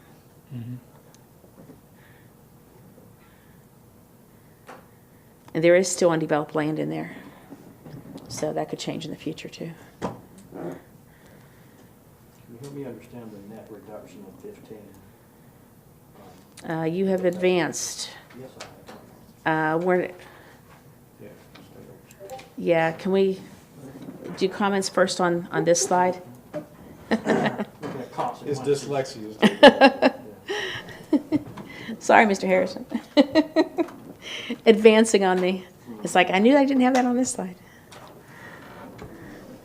So, Mrs. Grimsley, your thoughts? So this is the one that we had the most comments that they wanted to remain at Hickory Ridge, right? I think we had one or two emails. We didn't have a lot. I think there were some public speakers on this one. Oh, no, it wasn't in this section. It was in the section to the right. Section to the right, so which one is that? You're talking about one? Where like 135, 137, over there. So they wanted to be included. They with wanted Hickory to Ridge, have both sides of Moorhead Road go to the same school. but we're not doing that. Yes, that's what we're adding this in, does that. Right, but right now it's not. Correct. Right.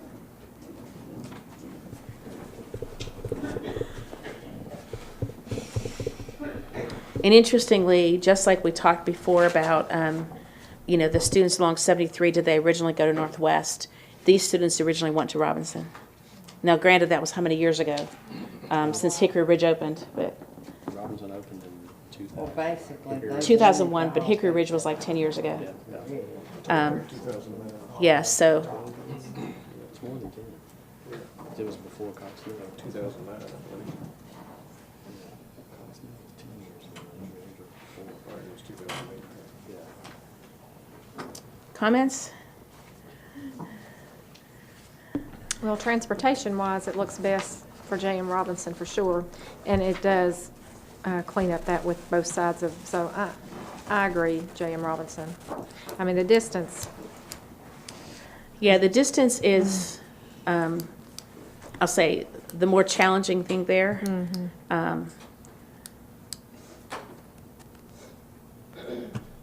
But as Robert Klutz likes to remind me, there's not a good way to get back to Hickory Ridge. So because the railroad track's all closing along there, it used to be closer, you know, to kind of, Right. I forget what street, is that Roberta? You know, to turn right, they go left on Stallings and, you know, to get back there, but. From my experience, the 4.8 miles to J.M. Robinson would move faster than the 3.1 miles Yeah. to Hickory Ridge with all of the zigging and zagging and I'm good with Stop. Jane Robinson. Okay. Mrs. Carpenter?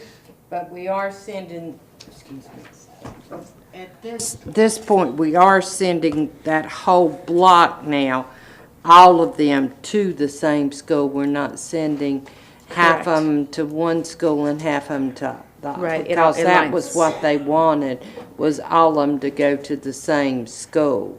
Yeah. Correct? Correct. As long as we're sending them all to the same school, that's the main thing. Are you talking elementary and middle as well? Well, now, they're all going to the, They talked about, the speaker spoke about a high school and Right. not splitting up their high schools across the street. So, and so now they're all going to the same high school. One of the things they wanted to stay, seems like they wanted to stay in Harrisburg, and that Yes. was one of their concerns, but we're not doing that. We're all sending them Yeah. to Robinson. But all of them are going to Robinson, correct? yes. Okay. I mean, that would, it lines up that whole side of 49 then. That whole side of 49. And again, you saying transportation-wise, it is quicker for them to get to Robinson than it is for them to get to Hickory Ridge, correct? That's what our Harrisburg resident down here says. I mean, Yeah. yes, the traffic flows better that way. Okay, with that. Okay, well, if that's the case and they all are going instead, so they're not splitting them up. Because that was my main thing, I didn't want them split up. Okay, all right. Okay. Anything else, Rob? Okay. Laura? I'm good with it. Okay. Sorry I've gone to first names. It's been a long night. J.M. Robinson. Okay. Ms. Schumacher? Jane Robinson, and, you know, the option that this particular group has, because Robinson is over there at Pitt School Road, they have an option of going down Moorhead as well as Roberta. So there's a way to split the traffic. You're not forced to go to Roberta. There's two routes to get there. And so that would help alleviate the traffic. In another scenario that we have to look at, we have a little bit more of an encumbrance, and I'll talk about that when we get there. So. Okay. So if we go to the next slide, which is a summary of Robinson changes, so you have to bear with me on, there were a lot of, you know, pluses and minuses. So I did the removals first. So the students in Planning Block 8 at Concord Mills, if they move to Cox Mill High School, that's 81 removed. If the next group over along Weddington Road is moved to West Cabarrus High School, that's 70 removed. Then we say we're doing a switch and we're taking from West Cabarrus High School the 90 where Planning Block 16 Glen Grove is, and then moving from Hickory Ridge High School 46. So that's where the net reduction of 15 is, Mr. Harrison. And we have Robinson still in an 81%. So it ends up being a fairly good balance and cleans up some lines. So,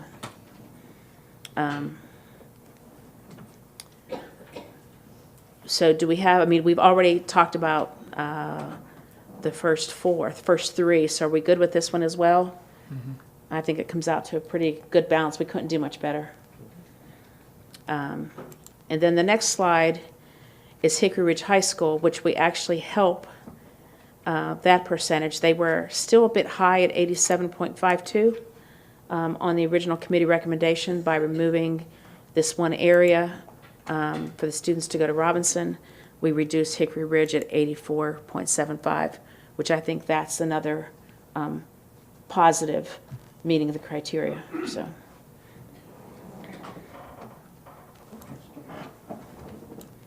Okay, now The next slide, please.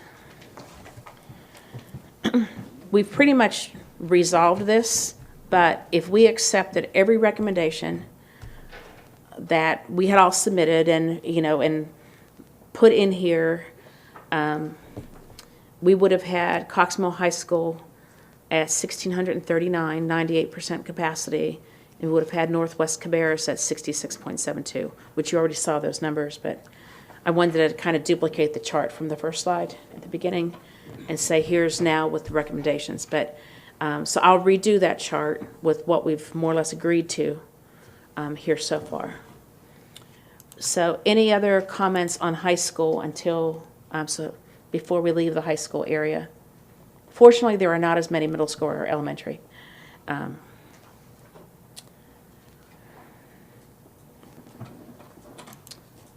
You have a comment? These are just these comments. I have issues with Concord High School losing students and not replaced there. And then the Central Cabarrus, we've got folks who can walk across the street to the high school, and we're moving them as well. Yeah, and that street is Highway 49, just so we clarify. Yeah, it's not your neighborhood street.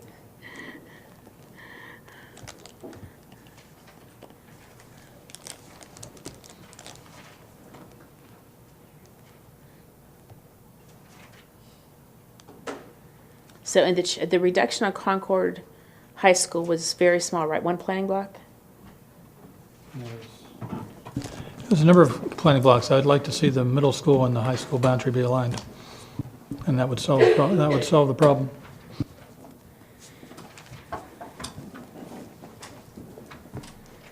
But you have to take another 100 students from West Cabarrus.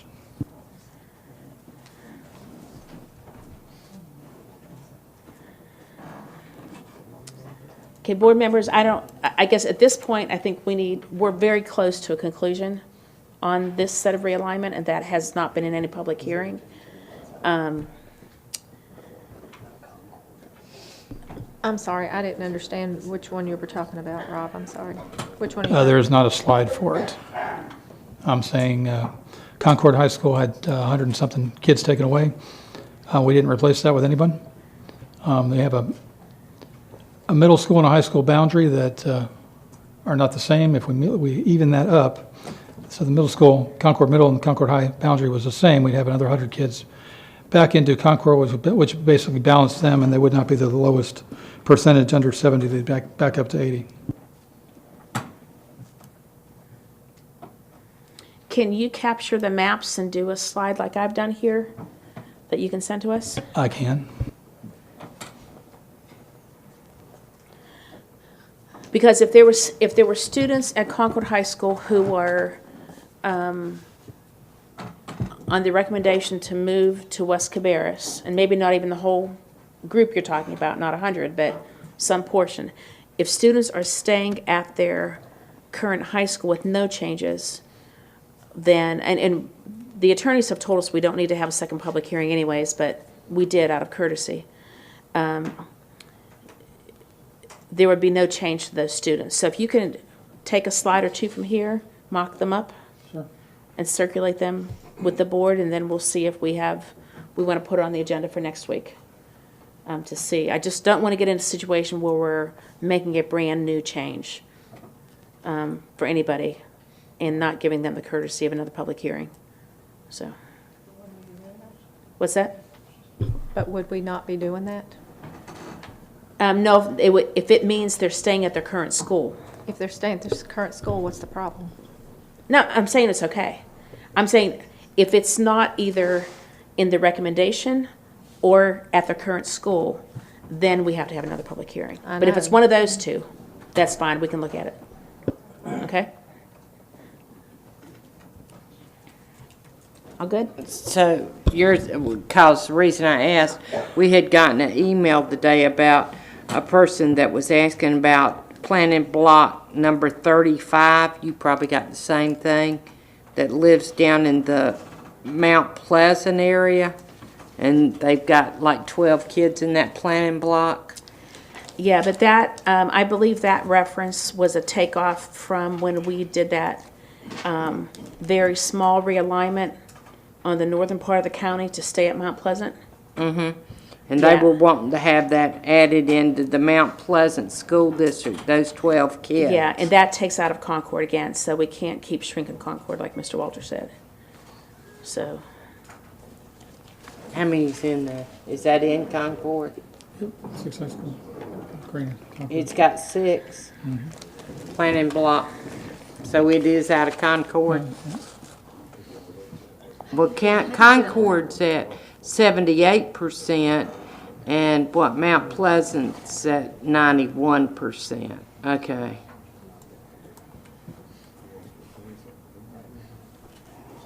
yeah, and that request is a little bit of a different scenario too, which I can share with you later. Okay. Right on the middle school. Yes. So the next slide after the red and green is the recommendation. We only have one middle school slide in here, so so the middle schools, you can see why it's our next school on our capital plan. Because of the high percentages across the county. If we go to the next slide, please. The committee's recommendation did not have relief to Harris Red Middle School, except for Planning Block 8, which went away from Harris Road and over to Winkler. So we needed to try to find some more relief. And again, this is that upper northwest part of the county. This area was previously at both of the northwest middle and high schools. So you can see the top portion is already slated to be at Northwest Cabarrus Middle School. And the suggestion is to take, and I know this is jagged here too, because there wasn't a map for this. So if we want to pursue this, I'll ask Mr. Cropper to adjust the maps. So if you follow, that's my red line from the last meeting. The planning blocks 37, 39, 38, 41, 42, 47, 56, 57, and 58. And I have already asked Mr. Cropper to, that planning block 51 with 2 students, it's at the population is at the very bottom of that planning block. It's kind of right under that red peak, so that it becomes a straighter line. I've asked him to split that planning block so that those 2 roads are merged into the planning block 50 below it. So, because it was kind of weird how they picked. You know, a lot of the planning blocks you can figure it's a certain neighborhood or whatever. This one was unusual where these 2 roads were right at the bottom of that planning block. So the bottom streets of 51 would stay in. That's why it's not listed on the slide. Where the 2 students are, it would stay at not Winkler, Harris Red Middle. But that upper part, and this is a lot of undeveloped land up here, the upper part Where's 51? would move. Where's 51? Oh. 51 is right here. You can see the only streets are down here at the very bottom, and that's why there's only 2 students.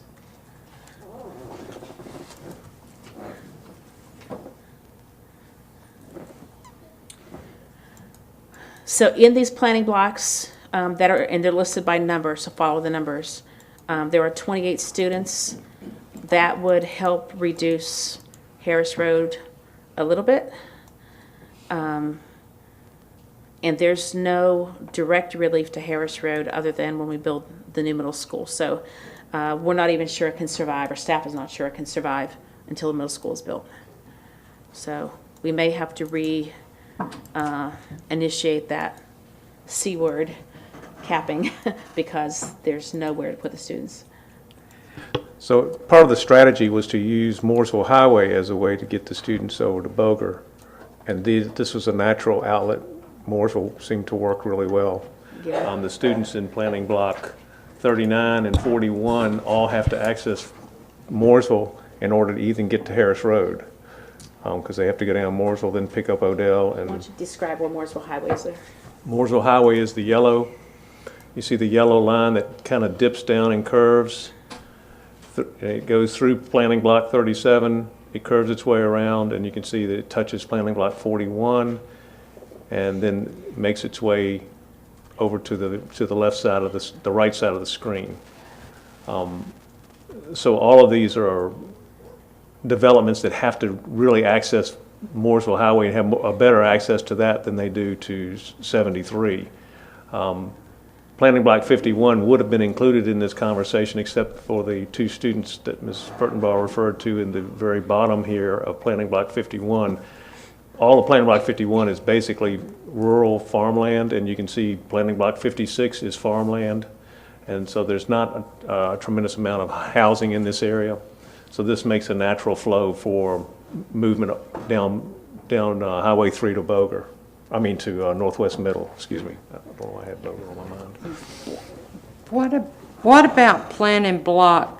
Why was 54 and 46 not included in it, since you were picking up the smaller numbers and just kind of take that other part of it, since those were such smaller numbers also?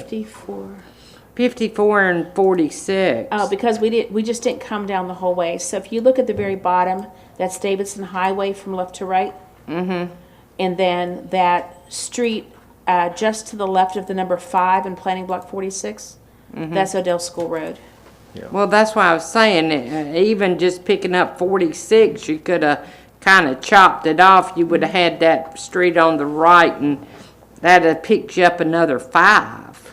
If you were trying to pick up other, but like I say, that other one had 2, that's 7. Yeah. Well, Ms. Carpenter, if I really wanted to have been ruthless, I would have just taken everything on the north side of 73 and sent it over to Northwest and been consistent, but I didn't want to create too much of a furor. Oh, okay. I was trying to do something that I felt really made sense and that would not upset too many people's cheese. Oh, well, I mean, those were just smaller Yeah, and because amounts. these students are going together to Odell, and I was trying to be as sensitive as I could. Oh, okay. Well, I mean, those were just smaller amounts, and those were smaller blocks, so that's what I was wondering. And just on a positive note, we did receive an email from a parent in one of the planning blocks that is already slated to go to Northwest Cabarrus Middle, saying that she wanted her children to go to Northwest Middle. So sometimes we only get the "don't move me," but on occasion we get we like that. So that's nice to have. Okay, so board members, are we okay with moving this area? So you see, it doesn't really reduce the population much at Harris Road, but at least it helps. And, you know, if you have a stomach for more, then, you know, I'm all ears. I was trying to get you 7 more. So I want to make sure, so I agree with Northwest Cabarrus Middle School, then they'll go on to Northwest Cabarrus High School. Right. And that helps those numbers as well. Have we taken that into consideration, that helps those numbers? They're already in the They're high already school. in there. Okay, Yeah. that's If what I we, wanna make sure. yeah, if you remember, we kept 73 as our dividing line for Northwest High School. So So that really aligns that better anyway. Yeah. it just Middle helps school to high align a school. little bit Okay. more. It gives more students the straight feeder, yeah. Okay, But again, it's only 28 students, so it's not going to make it's not a huge impact. yeah. Except that there is the potential for development in that area. Well, we seem to be saying that we are planning for a middle school in the near future, a new middle school in the near future. But will some future board need to revisit middle school I think so. attendance, whether there is a middle school or not? Where there. I mean, worst case scenario, something's going to have to give in the middle school Yeah. realm or space in the future. I mean, I say we're middle school poor here in Cabarrus County, but Well, it's going to be been tight the and it's number going to be one after these 2 schools, so, that we're going to open next year. So it's been on the list. it should resonate with the community how urgent it is to have a middle school brought up and definitely put on the plan Right. very soon. Ms. Walter? Barry, go over again why you didn't take all the way to 73. Mr. Shoemaker? Go over again why you didn't go all the way down to 73. What, I didn't do all of 73? all of 73 North? How would that have, what of an impact would that have had? Well, it would have had I didn't do the numbers on that. I was just really looking at something that I could get agreement on. I didn't go ruthless on it. I mean, I could have, and I can type those numbers in, and I can get you back an answer later on if you would give me a few I minutes. just dismissed Furtball so that we might have to cap this thing All right, well, if we don't do anything. Let me type some numbers in, and I can get you an answer for that. But it'll take me a few minutes.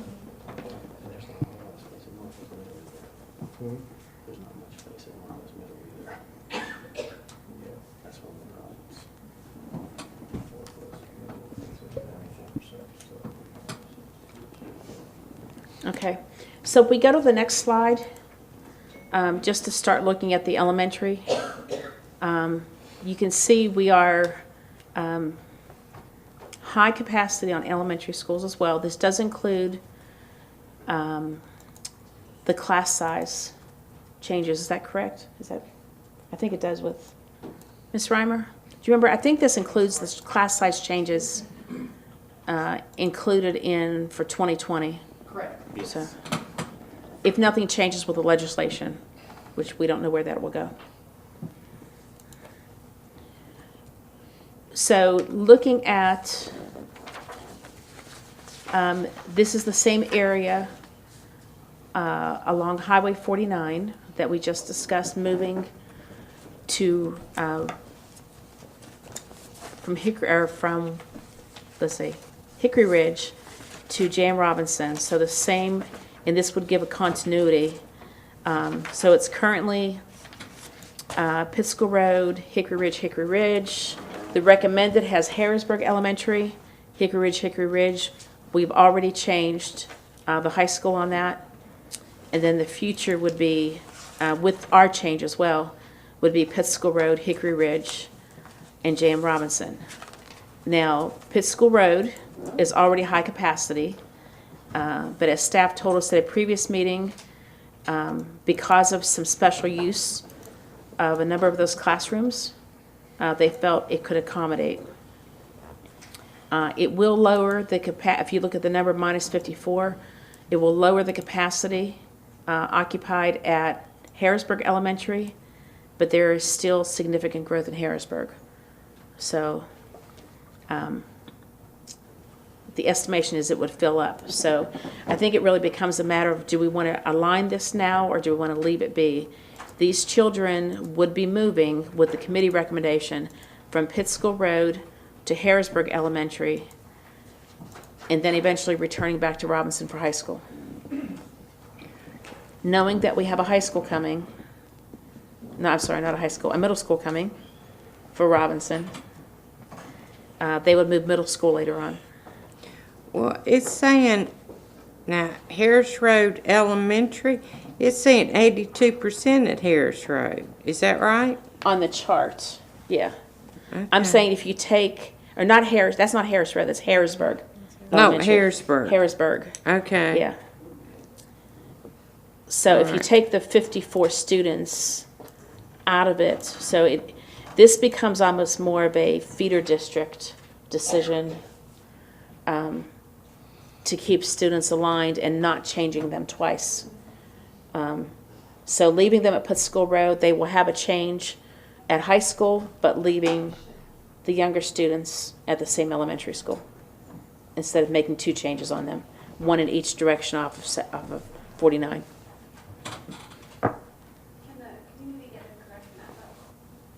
Yeah. Nope. No, Dane, wrong direction. Thank you. Yeah.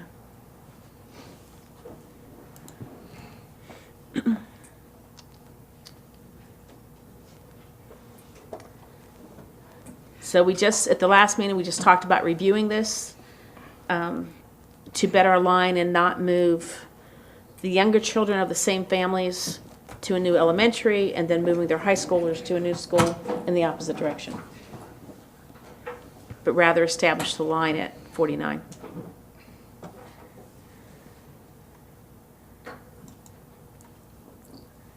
Mr. Shoemaker? Personally, on this one, I've really toyed with this one a lot, and my feeling is we just can't afford to put Pitt School Road over the top like we're doing. And I think it's putting too much strain on Pitt School Road. The other thing is, as I alluded in the earlier one, my earlier conversation about J.M. Robinson, Moorhead's not a viable option to take. So you don't have a second route. Your only route is down Roberta. So you forced a tremendous amount of traffic down Roberta Road to get to Pitt School. And so in this particular instance, it doesn't make good sense because there's not an alternate route, an alternate way to achieve your destination, at least comfortably. I think Harrisburg Elementary is a better fit for this particular, in this particular situation. And I know it puts a little bit of a stress on the middle school and the direction we want to go there. It's but not middle school, it's I know. elementary. I'm talking about when they graduate from elementary into Oh. middle school. Yeah. But at the same time, I think that this works better and it doesn't overpopulate another school that, I think we're really stressing Pitt School Road, and I just don't think that it's a good choice for that. I guess I would prefer to leave them too, but the numbers just, you can't put something over 110%.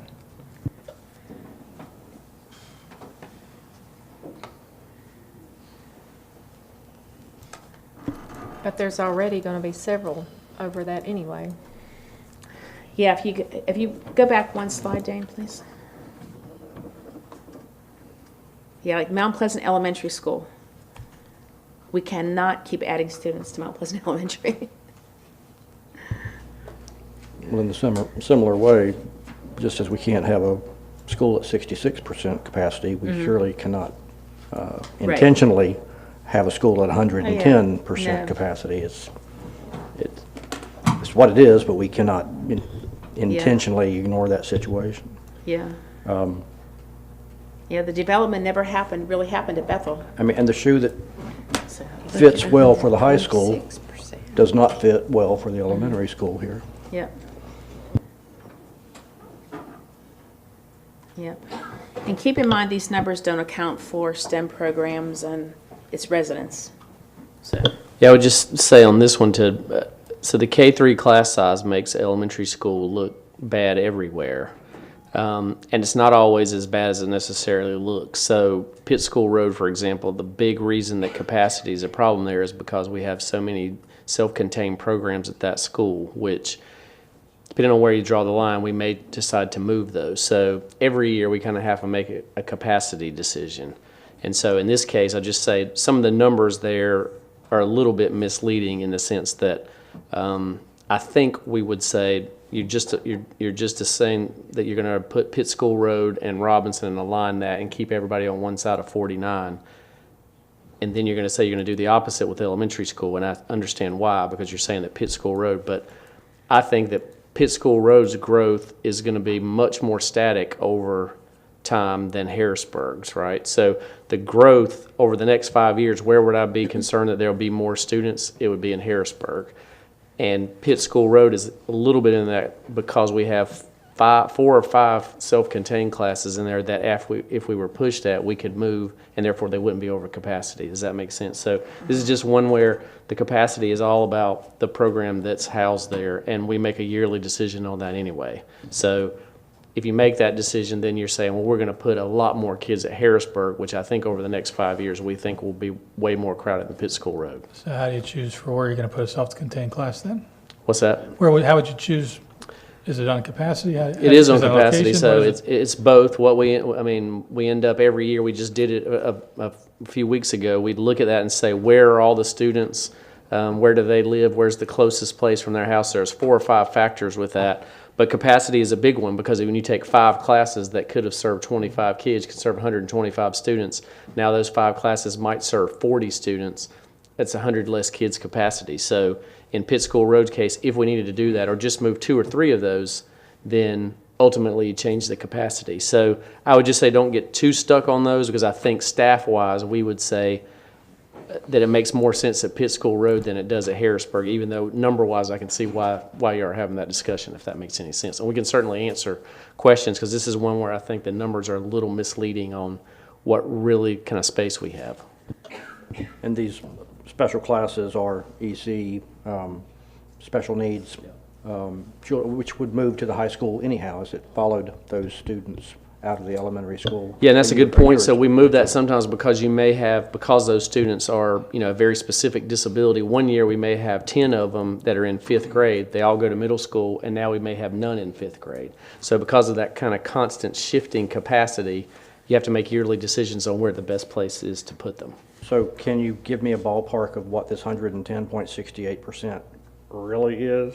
I mean, Again, you can put 100 more students in the building just by moving those self-contained classes out. So it depends on the students, and we may move all 5, we may move 2, but I think we'd be very comfortable with that and still be able to put us in a better position than you're going to be at Harrisburg 5 years out based on what the growth looks like.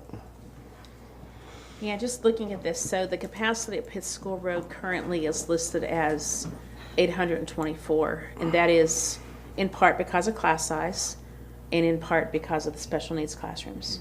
That's right. So that school was, I believe, originally built for 1,000 program capacity, which means to say it's 100 more at 924 is not unreasonable. That's right. So I just want to make sure that I'm caught up here. So these planning blocks, we've already moved them to J.M. Robinson High School. yes, in our consensus so far. Right. And just for color coding's sake, green on this one is Pitt School Road. Pitt School, and purple is Harrisburg Elementary. Harrisburg Elementary, right. Okay. help me understand how we are moving students out of Harrisburg Elementary and into the new Hickory Ridge Elementary, and now It's not Hickory Ridge Elementary. we said earlier that Hickory Ridge Elementary would be populated from Patriots and from Harrisburg Elementary. Yes, but not these students. Yeah, you're just talking in general, okay. Right, but then Okay. these students would then go into Harrisburg Elementary, yeah. which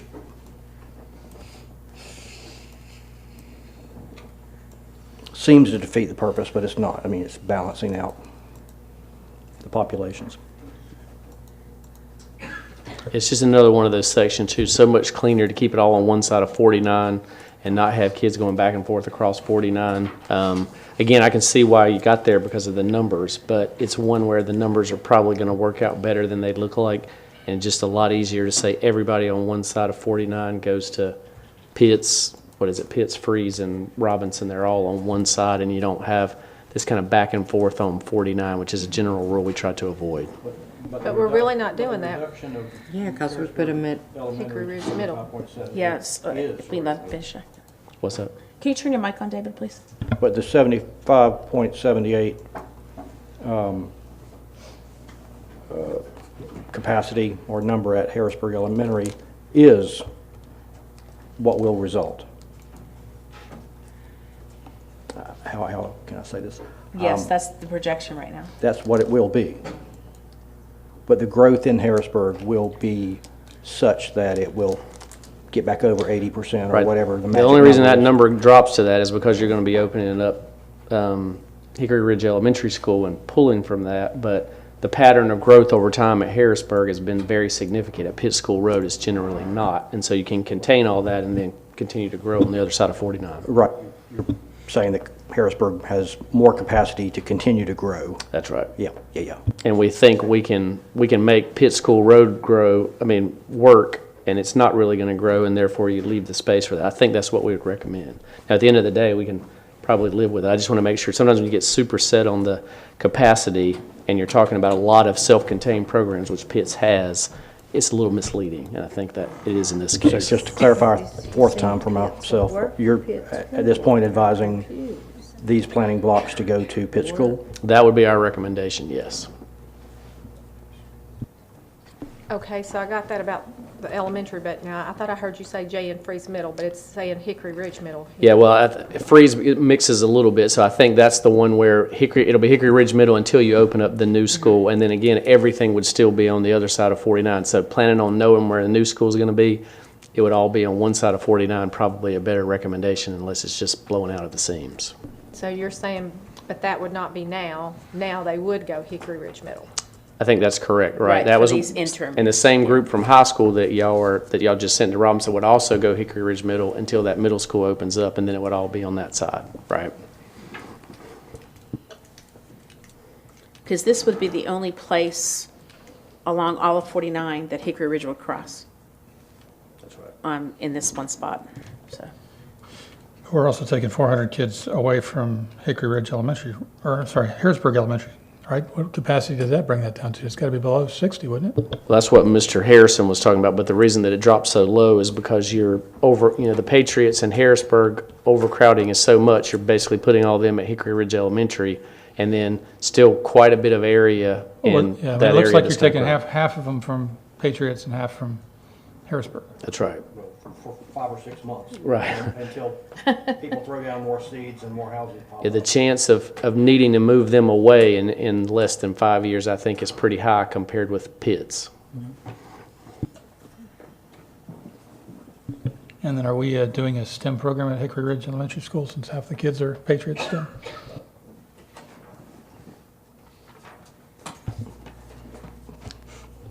Madam Chair, is it too early to ask for a thumbs up or a nose count of, No, of this particular the conversation Okay. gone far afield? Do we have a consensus to move this area, or keep them? It's not really moving it. It's keeping them at Pitt School Road Elementary School. Based on the comments of Dr. Lauder, I guess so. Yeah? You sound pretty good? Okay. Okay, so we'll keep that one in focus as is. I did not do a separate slide for elementary, or for this particular area, because the numbers are on that one slide.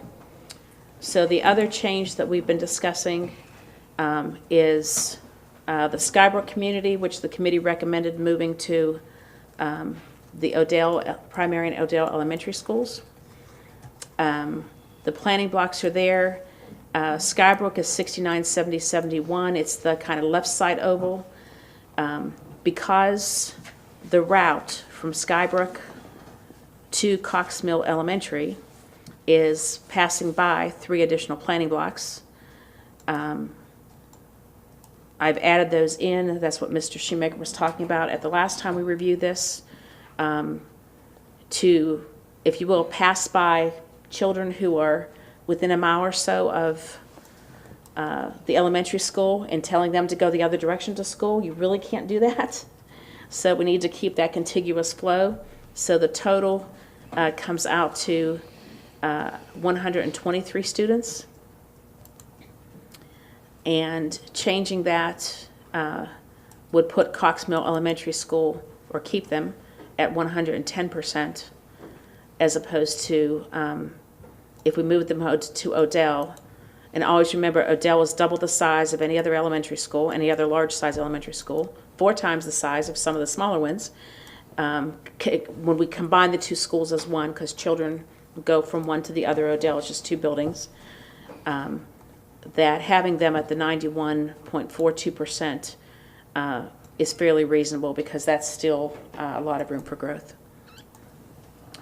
So, and if you see the note underneath the map, I noted that it is 20 less students are being counted due to the expectation that students in the Mandarin program would stay at Cox Mill Elementary.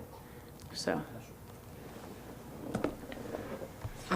one question I have, are those students included already in that 888 number, or not included in that 888 number? Since those students are already going to Cox Mill? no, because it's based on the committee recommendation. So the committee recommendation is that they go to Odell.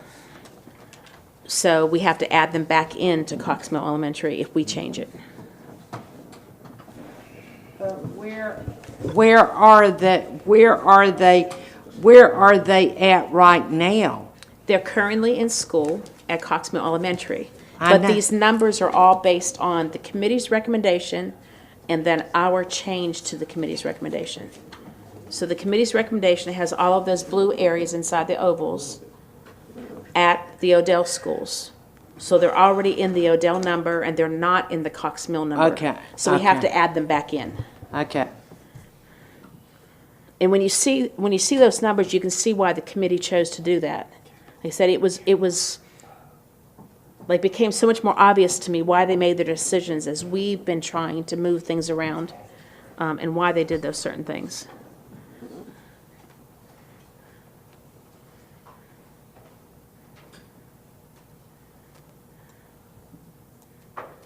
So we talked about their travel pattern. So what is their travel pattern now going to Cox Mill? To Cox Mill Elementary. I sent you guys the bus route. I actually got that after one of our previous meetings.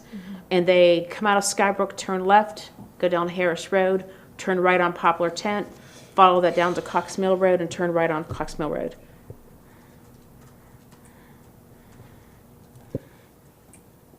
Because we had talked about this, kind of generally before, and so I wanted to know, because when I looked at those neighborhoods, I couldn't imagine the bus was making all those turns at all the streets, and it wasn't a straight shot.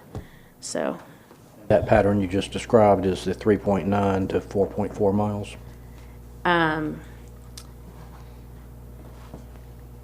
What you just described? Yes. Well, the reason that, that wasn't the mileage. So you know how Google Maps, when you can get an alternate path? So if you do, I use Skybrook Drive to Cox Mill Elementary School. It gives you a couple options. So the option the bus goes is the 4.4 miles. The way through the neighborhoods is 3.9 miles. The challenge there is our bus isn't going to go through those neighborhoods. That's the actual route that I sent you guys. It does not go through the neighborhoods. And I imagine the neighborhoods already have enough buses going through there to pick up all the kids. So. But I'm a little confused over that. So they do go through the neighborhoods to pick up the kids? Not from Skybrook. Not from Skybrook. Skybrook comes out and around, but there's children that live in all those neighborhoods in that 4 miles between Skybrook and Cox Mill Elementary School. There's a lot of neighborhoods. I imagine our buses are going around because we would have a clutter of buses in there if not, because it's heavily populated. Which this is the classic case where we need to keep, when the population grows, we need to keep closing the circle around the school in tighter and tighter because of dense population. But that's exactly right. But to me, I still say Odell is such a large demographic where Cox Mill is not. And if we're going to use that rule of thumb to keep it closer into Cox Mill, distance-wise, they are. Distance-wise, they are? Closer to Cox Mill. No, they're actually closer to Odell. Look up Skybrook to Odell is 2.7. Even Odell Elementary over on Odell School Road is closer, slightly closer. Right. But what I'm talking about with Odell being such a large demographic and the ability for, nothing can happen down here. I guess that's the way I was looking at it because everything's pretty much built out. No, it's not. Well, it's quite a bit. Not near what Odell could turn that's into. True. That's true. Odell has so much more room, though. Oh, gracious And then me. the northern part would start going to Boger. And I just worry if we don't clean that up and keep that kind of, because we are doing different travel patterns too for numbers at high school and middle school. When we're crossing over, we're doing exactly what we say we don't want to do here. We're doing that in other places. So to me, we really got to take that out of the equation. And just knowing that Odell has just got such a huge, ability to build out so much more. And there's not, you're not talking about a lot of capacity issues there between those percentages when you change it. But when you know that this area down here does not have near the ability to make changes like Odell does, I just don't know that that makes sense to me. Yeah, and just a reminder that Cox Mill Elementary School does have the max mobile units at this point. They can't have any more. So we're looking at that capping word immediately, probably, on Cox Mill Elementary for next year. So, and I know we don't like that word, but we need to recognize it. And that causes a whole other discussion.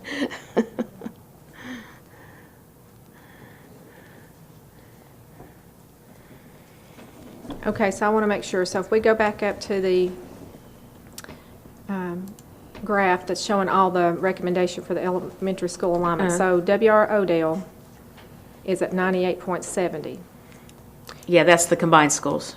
Right. But that's with moving Skybrook there. Correct? Yes, that's with the committee recommendations. Okay. So if we take Skybrook out of there, what did you bring that down to? 91.42. Okay, and And then. it's not just Skybrook, it's the neighborhoods along the path.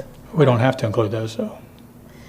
No, but you're bringing a bus in another school district then to get it. That's how I said we're doing the same thing elsewhere. Yeah, I mean, I don't know that we We're can not use bringing them that into another for- school district, like directly between. We're gonna have buses. And I'll be honest, what I worry about too is that some parents have more the ability and wherewithal to speak up, and other parents may not as much, whether they are fully aware of what's going on or not. But those two planning blocks on the bottom, the 83 and 464. But there's only two students in there. Okay, I know, yeah, but- 76, I mean- 646, and 40, and 83 are all closer to Odell than Skybrook is. Yeah, but look where Cox Mill High School is on the bottom. I mean, they're across the street from Cox Mill Elementary. It just isn't on there because it was further below. But I worry that they're literally at the bottom of Cox Mill Road, and we're taking them up to Odell.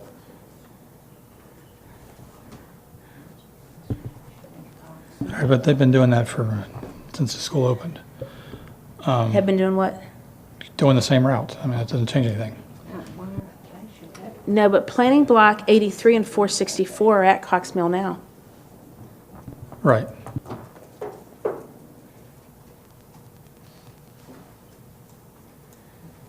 Like 76, 464, and 83 are all in Cox Mill. Yeah. Because if you remember in the previous redistricting that we had to do when we got Odell, the North Chase folks were petitioning us to leave them at Cox Mill, which we stayed on the east side of Poplar Tent Road and basically kept everything inside the, say, the triangle of Odell School Road or Cottle Creek and Poplar Tent. And so all of the folks from Poplar Woods and Poplar Trails and all that got sent to Odell, even though they were closer to Cox Mill. They got sent to the Odell because they were in that triangle, and we were trying to keep the transportation in that triangle. Well, now that triangle has gotten, the Cox Mill area has gotten so stretched that we now have to go outside that triangle and begin to move some students over to get the balancing act on Odell. And we have capacity there that we need to deal with. This option provides us a straight shot on Harris Road to Odell. And I know that there is reticence on the part of the folks in the Skybrook community to go that route, but that's what we're faced with. And the mileage to either is minimal. But the people in planning block 76 and 464 and 83 are all already scheduled to go to Odell, and you can't leave them out of this discussion and just include the Skybrook folks as an island. Well, That's truly a satellite annexation. We did that once with the farm, but that was a temporary solution until we could get Odell built. And that was actually when Holly, you and Carolyn and Cindy were on the board, and we were on the sidelines at that point, 2012. So I guess what I was kind of looking at was if you take and draw an imaginary line where it says PB 76, planning block 76. So I was trying to use that as just to clean that up right there, because there's really no good, you're right, if you look at it as a whole, that 83, 464, but there's only very few kids there. You're talking 10 and 2, and there's no roads in there. There's nothing except for over to the right side of planning block 83. So there's really, if you want to use that, that's okay. Yeah, except 10 and 464 on both sides of Cox Mill Road. Right. Yeah. 464 you're talking about? 464 and 83 are on both sides. Right. Well, even if we pick that up, you're only talking about 2 kids, and there are no roads there. So it's not like we're going to have any huge impact. There's 2 kids, and there is not one road in there. And the 10 also. Okay. They're at the bottom of Cox Mill Road. So even if you pick that up and you've got 10, that's, I guess my thought is, there's no roads here. There's no ability for that to. Yeah, there's still undeveloped land is the challenge. Right, but not near like what's up above that for Odell. I mean, that's wide open territory. I mean, to me, even if this became, I guess I was just looking at it that everything there, if you just draw that line, it just worked for me better just to, draw that line there and bring those down. And then you have, I mean, Odell is a huge demographic, it's huge. So that's my, concern there. Yeah. That if there comes 2 or 3, 4 subdivisions up there in Odell, well, now we've got another problem. Yeah. Are you okay with capping Cox Mill Elementary then? Well, I mean, why are we not talking about that with some of these others that are at such high capacity? I think because there's like still Mount Pleasant Elementary and. Well, it's already on the freeze for the transfer list. Mm-hmm. Cannot add anymore. Mm-hmm. So Mount Pleasant isn't growing as much. I mean, if we use that capping threat, and I don't mean it that way, but I'm just saying, Weddington, there's several that really exceeds that number. Yeah. I think, at least from my concern, is there's still active development, a lot of it in this area, especially when you get down towards, I'll say, the lower part of Christenberry, which all would roll up into there. We're already sending Planning Block 8 a couple more miles away to Fur Elementary, which is where they've been, because there's no room at Cox Mill Elementary. And they're actually much closer to the elementary school here than the areas we're looking at on this slide. Our consultant did tell us twice that Cox Mill's population is going to be decreasing. And what numbers are you using? I think at least 40, didn't he say that? Huh? Didn't he say at least 40 students? Yeah, not immediate future. Yeah. He said it was a year. That was my recollection. But we just had new developments approved over on Christenberry. So, I mean, it's still blowing up. I mean, those were not in his factor. Now, he factored in 1,400 building starts each year or building permits into his assumptions.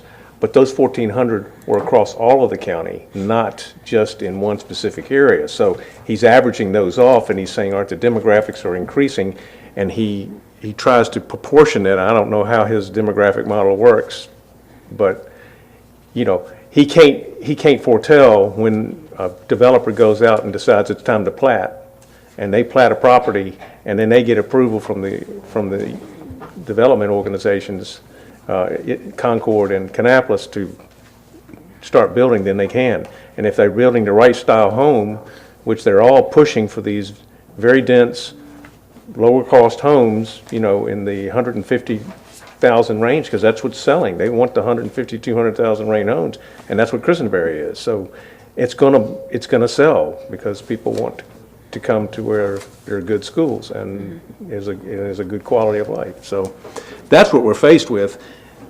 That plat was not even on the drawing board when we started this study a year and a half ago. And even though he made these assumptions, even those assumptions don't preclude future plats that could blow us out of the water. I mean, it's just don't do it. Do we have any self-contained classes at Cox Mill Elementary? There's one, which is a severe and profound class that's been there for, I think since it opened, it's been there, have kind of a history there. So it doesn't take up a major capacity, and one that we wouldn't want to move. And that's, isn't that where the Hilbush Ford Teacher of the Month, last month, isn't she the teacher? Yeah, the Cox Mill Teacher of the Year this year is actually the severe and profound teacher. Yeah. Well, one of the things I'd even asked Cropper before he came to see y'all, I even asked him about the subdivision that was actually approved across from Odell, because that one came after the fact. And I don't even know if that was included, because the city of Concord had turned that one down, and then it was approved by the council. And so I don't even know if that was even in these numbers, and that's gonna be a huge one. And that's right across the street from Odell. But that one is on the other side of Odell, facing the reservoir, and there are some major restrictions on what you can build, and also that's possibly the route that 73 is going to take. So I don't know how long it's going to take them to get going and what portions they're going to build of that development until the 73 issue gets, because, you know, there's several routes of Highway 73 going through, you know, that area as it gets widened. So, you know, it's hard for us to foretell what the future is going to look like with that area, but we got development everywhere. We're going to make a future board's going to make more decisions like this, but, you know, we're just trying to make the decisions for the next 5 years. Y'all had your big decision in when, 2000, after you did Hickory Ridge. That was your last big decision. And then we had, you know, we've had, and then 2012, you had the little one with Boger and, but, you know, because it just was very parochial in one part of the county. And then we had one for Odell, and now we're back to, so every about 4 or 5 years, you have to make another realignment decision to make sure that we're handling our taxpayers' monies as responsibly as we can. Our fiduciary responsibility is to make sure we keep our schools as close to able to grow as we can and not put them at the top where they can't grow at all. I feel like we're using a Ouija board here. There are things we cannot know. There are things we cannot get our brains around because the development will shift this way, the neighborhood may or may not grow. And we're not able to determine with absolute certainty a whole lot of what's going on, especially in this corner. Yeah. I mean, It's a cloudy crystal ball. Right. We worked our way into general consensus in every other neighborhood or planning block that we've discussed tonight and throughout several months. But this is unknowable. I mean, it's just going to continue to grow and continue to be dynamic no matter what we do. One of the things we do have to know, we have to, one of the things, eventually it is going to stop, and we can't overgrow, and we've got to be smart enough to look at our neighbors and to see what's happened to them, and we've got to be smart enough to not do too much and to build too much, and to be smart enough to look and see what our neighbors have done, and to be smart enough to look past the end of our nose, and to realize what we're supposed to be doing. We are supposed to be looking at what our job is, and that is to do what is best for our students and for our population, and what our job is, and to make sure that's what we are doing, and that we do our very best job at that. And no, we're not fortune tellers, but again, we have to look at what the past has been and what we see what our future is, and like I say, see what we've all done, and like I say, that's what we have to do. Okay, let me share another update with you, because I asked Matthew Cropper about these couple planning blocks where we wanted to have them split and that sort of thing. And he said, let me know when you're ready to have the 18-19 numbers put on the map. So I had planned to tell him tomorrow, because then we have almost a week until the business meeting. If they can update the database tomorrow to 18-19, we can see it. But just using the ADM chart that we all received in the email, the two Odell schools together, because we treat them together, they have a net increase of 15 students this year. Coxmill Elementary itself has a net increase of 33 students. So Coxmill Elementary still this year, 18-19, grew considerably more than the two Odells, keeping in mind that's two schools versus one school. So it's really a much higher number. So as of month 3, Coxmill Elementary is already at 10, if I'm reading this along the right line, is already at 1040. So adding in these 123 students is actually,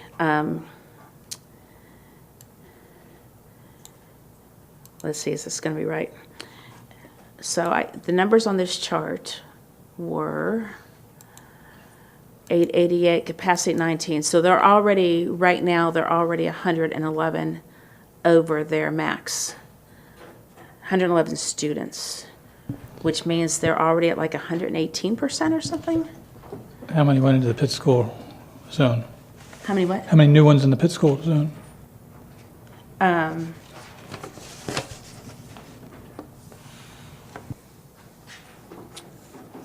40, oops, I gotta get a piece of paper on here, sorry.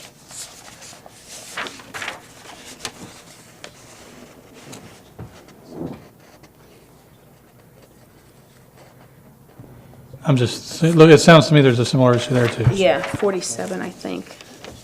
So even more than the 30. It's really small. At Coxmill. Yeah, so I'll just say that 47. along that area, that the pattern that Ms. Furtenbaugh talked about at Cox Mill has been the pattern for the last 5 or 6 years. So every year, and again, what she said, if you grow 30 and Odell grew 15, then it's really like Odell grew 7 and Cox Mill grew 35. That has been the pattern that we have under-predicted them every year for the past 5 or 6 years.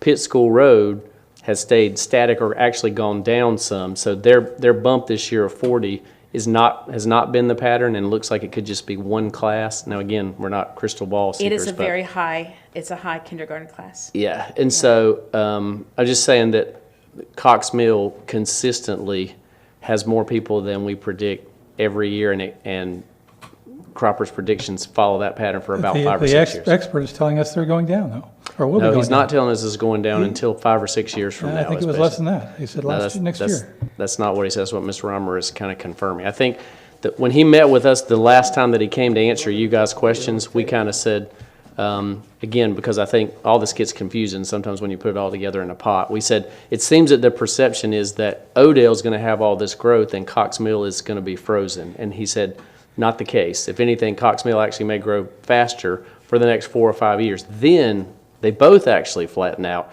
and you want to have capacity in both places. So we specifically had him clarify that because we kept getting this kind of narrative that you guys are saying of, well, Odell's going to grow and Cox Mill's not. That's not what he said. He basically said they're both going to grow. Cox Mill actually probably a little more, and then when they flatten out, you want to have enough room to be open in both places. So again, we just had him clarify that So to the best that he could. if we don't act, the prospect is that Cox Mill would be 120% That's in the very certainly near future, or something. That's certainly what Mr. Cropper pretty horrific kinda like that. has said, and I think the committee struggled with that. Now, obviously wasn't there for every meeting, but this is certainly the area that the committee spent the most amount of time on and came out by saying, this is probably what we need to do. So Okay, we, his chart- again, his- just wanted to his- check with him on that. Again, this is his chart. It says 1,009 students in 17-18, 996 in 18-19, 976 in 19-20, and then it stays 969, 966, 960,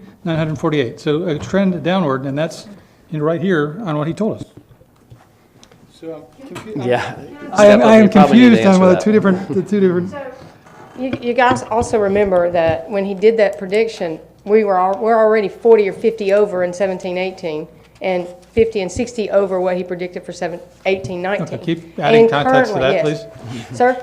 Add some context to that. I appreciate that. So when Ms. Furtenbaugh just shared with you the month 3 enrollment for Cox Mill Elementary, well over the number that is being used for. You understand? So what Dr. Louder said is, we've underpredicted Cox Mill, and so did McKibben and Cropper. We've done that every single year. So if you look at their month 3 and you look at what he predicted, you're going to see a big discrepancy, which is the exact same thing we're predicting now for next year. So that the prediction eventually will level off. The prediction is they're going to continue to grow for 3 to 4 or 5 years at most, and then they'll level off. Same thing at Odell, just a little slower. And that's exactly what we've seen in the numbers if you go back and look at 17-18 and 18-19 now. And I think about a year ago, you were telling us that demography or demographic studies is not simple. I mean, this is how complex it is.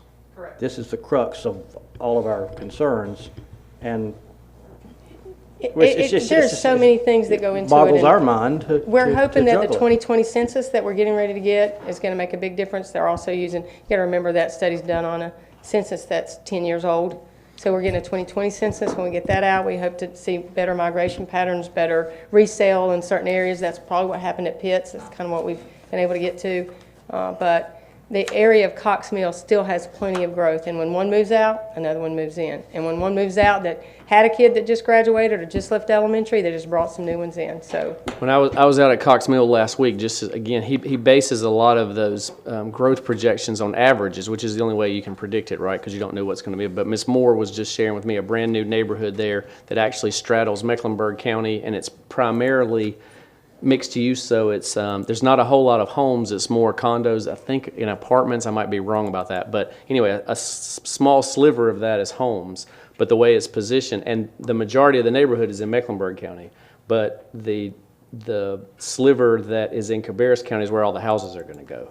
So kind of strategically, they set the neighborhood up, and the houses are, so that's not something that you could have predicted, but what you might have thought was, well, that'll generate 3 kids, ends up being 33 kids because all the homes are on this side versus the other, right? There's no way you could predict that, but that's how, on our side. yeah, so they put it, I also believe strategically, so, schools and all that kind of stuff, where there would be more families would be in the school, that would be on the Cabarrus County side. Not necessarily something that would have been spelled out, but she just shared that with me last week when I was out there of a neighborhood that, again, wouldn't have been on this one. So those kind of things make it harder, and it just looks like every time you have an average that it pushes the average towards the high side, towards Cox Mill. That's why everybody keeps missing it. And it just seems like they're so dense, as Mr. Shoemaker said, in that area, and it's going to continue to be that way for 4 or 5 years and then level out. The other thing I would say to remember is when we're talking Pitts or Odell, remember they don't have mobile units, right? And Cox Mill now is completely maxed out with mobile units to be able to have what they have. The other schools, not that we want to put them there, but you could put them there, versus Cox Mill were kind of sold out. So again, I know this is a tough area and where you've certainly heard back from, but we want you to make the decision at least knowing that he reiterates over and over, as did the committee, that there is going to be growth there, and it's going to be hard to pull off. It's not at Odell and not at Cox Mill. It's actually both. So I just want to make one comment about that, and I want to ask if we've missed it on Cox Mill, both us and them, is there anywhere else that's been missed, either under or over, that we need to be aware of? I think that's a good piece of information.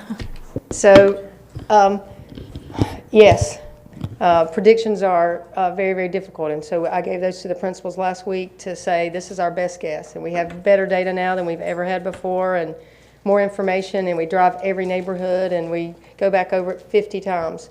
But no one could have ever seen that possibly in Pitt School, that area, that we had a ton of resale, which we've never had. A ton of resale, which brought in 30 or 40 kids. So now we're even having to go and look on Zillow and follow all the homes and who's selling and who's not. And so it's not a science. If it were a science, we'd be a lot closer. I will say this. Last year, our prediction was about, according to which number and according to what Kelly has to adjust for average versus the butts and seats, we're about 12 kids off total out of 33,000. Now that's pretty good, but now where we were off, that's a different story. I may have missed Pitts by 40, and may have been another school right on point. So total number we were close, but where they are in the county sometimes it's just not a science. It's just not a science. Very, very difficult. And I get that. I truly do. I guess what I really looked at here, we've talked about that in 4 or 5 years, we probably will have to do something else again with elementary schools. So I'm thinking, these rising kindergartners coming in, they'll have to could move for a second time during their elementary years. Yeah. So my thought would be, that's the whole point. If we go to do that, my thought would have been naturally that area there would, if we broke that line again, that would have went or may possibly continue to be at Cox Mill, where everything above would go to Odell then if we had to break it again. And that was worrisome to me that they'd have to move twice. Yeah, so I don't think we have any plans right now for an elementary up there. So that probably, I can't imagine that's where we would go. For an elementary, I just meant if we do any other realignment, whatsoever, because of the elementary situations, I just figured that would be a natural way to send that. And I thought those kids coming in would have to move twice in their elementary time. Could possibly, I can't say that, but I would say that right now, Cox Mill Elementary is one of our schools that's truly in danger of being capped. And when we cap, And I only say that because it's true. We have that. Patriots is very similar, but Patriots has a league. Absolutely, Weddington. We have a program at Weddington, so that's something we'll consider. We also have capacity there for mobile units, capacity there, which we do not have at Cox Mill Elementary. So, Yeah, the benefit of building an elementary on a larger plot, not your, 18 acres, smaller sites, so. One of the things I noticed, now, it wasn't all of them didn't show, well, the elementary, they had showed it was going to decline, but some of the other ones, like, they showed that, well, they were showing that Winkler was going to increase. So not all of them they showed as a decline. So it wasn't all of them showing a decline on this report. If you'll look, we have a bubble going through middle and high school. So you're going to see middle and high school numbers increase while our elementary eventually decreases. So that all deals with our birth rates and all kinds of stuff that happened 6-7 years ago for elementary, and there was a very large bubble. So you have a very large 5th grade class leaving elementary right now and a smaller kindergarten class coming in. And that's how we so imagine that. So you have a large 5th grade class leaving, small kindergarten class coming in, and we're still growing at Cox Mill, even though those numbers are there. So you've got a ton of growth, which is what you see everywhere you go, and that's how we continue to grow. Because for every one kid that leaves, we're almost having to add 2 back in to really grow, and that's what you're seeing in the Cox Mill area. And not just Cox Mill, but specifically since we were speaking about that. Okay. Haven't heard from this end of the table too much on this particular topic. Mr. Harrison, want to say anything? We've got to reduce the Cox Mill. We've got to reduce the size at Cox Mill. I mean, I don't know how else to put it. We can't leave that density of students at that one location. Ms. Blackwell? I mean, I think no matter what we do in this area, it's not the ideal situation. So I think that we just are going to have to do the best thing that we can. If Cox Mill is at the capacity with trailers, we don't have that as an option. And, both of these areas are going to continue to grow for at least the next 5 years. Cox Mill is very overcrowded, and even though it may not be the ideal situation to send some of these kids that look on the map like they're closer, and they are closer to Cox Mill, or to send them to Odell, but if that's what we're going to have to do in order to decrease the population, that's what our job is. I mean, that's the whole reason that we're doing this. So, Okay. So I just had a thought here looking at this elementary numbers. When we are, when we have to cap or do an interim realignment because we have no more room, we look at a shift, left, right, north, south, whichever way. To move any more children out of Cox Mill Elementary, if it's literally at the seams and there's nothing else they can do, the next school over would be to go to Fur. Fur can't take them. Fur's one of our smallest pieces of property. We can't, and it's on a hill. If you remember the ravine and everything. I should say it's the bottom of the hill, of the valley. So we can't do anything. But when Odell was previously overcrowded some years ago, we started shifting over towards Northwest, just like we're doing for middle school and high school. So Charles E. Boger Elementary School is listed at 89%. They have room for, say, 90 kids just to get to capacity. If Odell continues to grow, we can shift. We have a place to go, and it actually keeps the Northwest Middle, Northwest High, Boger, it keeps that in line somewhat. If we keep Cox Mill this overcrowded, we have nowhere to go. So in thinking about the capping situation, we're potentially pushing to Boger, which is even further away from Skybrook. I mean, there's just not another elementary in that band. So, obviously, we could probably sit here and talk all night about this one. But we need to think about the what if, what happens in year 2, year 3, year 4, because we don't have an elementary on the books right now. I haven't. I'm gonna put my 2 cents worth in, Okay. but you know I always do. I really think both of them are going to be overcrowded, and I still say that I don't think we've had the numbers. I think you're going to see the growth hit Odell, and I think they should be able to stay at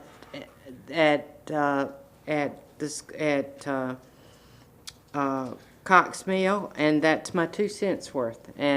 And I can be proven wrong, and I've been proven wrong before, but that's my 2 cents worth. And that's just what I feel about it. And like I say, both of these are going to be overcrowded, but I truly, from the bottom of my heart, feel that Odell is going to be overcrowded. And that's just what I feel, okay? And you're welcome to that opinion. And I'm welcome to that opinion, but I think they should be able to stay there. Okay, I don't think we're going to get a clear consensus. I think we're leaning towards keeping the committee's recommendation as a full board, but we can make that decision next week. Mr. Shoemaker, you want to say something else? Well, I was just saying that I think we should keep with the original recommendation from the board, from the committee, because we don't know, and we don't have a lot of space, especially at Cox Mill. At least at Odell, we have room to put mobile units. So we have capacity that's not listed on this sheet. We don't have it at Cox Mill because it's already maxed. So it would be really short-sighted of us to put ourselves in a situation where we just cut our nose off. We've got 27 students worth of capacity left at Cox Mill based on the programming right now. We've got about 20 to 25 at Odell. So at least Odell, we have the opportunity to put mobile units. We don't have that at Cox Mill. And so we could add additional students that we don't have. I just feel like keeping, it's hard. And I feel, and I know the people at Skybrook, the people all along that route really have a vested interest in their school. We've been through this before. We had to do this, y'all have had to do this several times with this area. This area has really been picked on, but this area is also growing and everybody wants to live here. Odell's a very good school, and so is Cox Mill. And the people that I know that got redistricted the last time, that moved out of Cox Mill, had to get moved out of Cox Mill and go to Odell, are now telling me these wonderful stories about their children's adjustment to Odell. And they said it was probably one of the greatest things that ever happened. They just love their school, they love their teachers. So we have really good schools, and we have great professionals doing the job there. And so, you know, to sit here and say this school is better than this school, it's not true. They're all really good in their own right, and we need to recognize that. So. And I'd love to see some studies of if 120% capacity has got to have a strain on the educational effectiveness of that school and the EOG scores and the actual results and educational product of that school, then it stands to reason that an 80% capacity would increase or improve students' accomplishments and what they attain in a school that's not overcrowded. I'm making some generalization, I know, but it seems to me that we could improve the quality and the outcomes of student performance in schools as we lower capacity as best as we can manage it. But to set it and leave it in either at an unreasonably high rate, we're doing them a disservice to their own education. Yeah. Well, which is, I think, our mission. Yeah. I think an important factor, though, at Cox Mill, the Cox Mill area is it is a lower free and reduced lunch. We would have very different results if it was a slightly poorer school. It's not. So anyways, okay, so I think we've beat this one. I'll try to do some, if you guys have additional ideas, I'm not going to go through this whole thing next week again, because we've pretty much gained consensus. I'll try to do a summary of what we've consensused on and what is still outstanding. So the last slide I had in the deck is just the reminder about the, we expect to have the Beverly Hills Architect Site Review report at the work session in May. Right now, the school, the previous board, before new folks came on, had voted to do the site study, close Beverly Hills due to all the maintenance and structural concerns. But I put that yellow loop arrow on there just to show that Beverly Hills really does dissect the Royal Oaks district, so it's adjacent. So what had been previously determined if we were to close the school, which we did, is that while the seats were available at Royal Oaks, the Beverly Hills students, and that's actually in the motion, Beverly Hills students, and the thing is about while seats are available, Beverly Hills students would move to Royal Oaks or to the STEM program at Weinkauf, and you can see those are the two closest schools to them. So that's the kind of logical boundaries or movement or whatever. And then we'll get the report and see where that goes. So this isn't really something in this official realignment for 2020 because this was a previous decision and we haven't gone through completed all the work on the motion from that decision yet. Yes, Ms. Carpenter? My 2 cents. Yes, ma'am. You're All up right. to 8 cents now. I got 8 cents. All right. First of all, we need to go back through the beginning of time because when Royal Oaks was originally built, now this goes back way, way, way.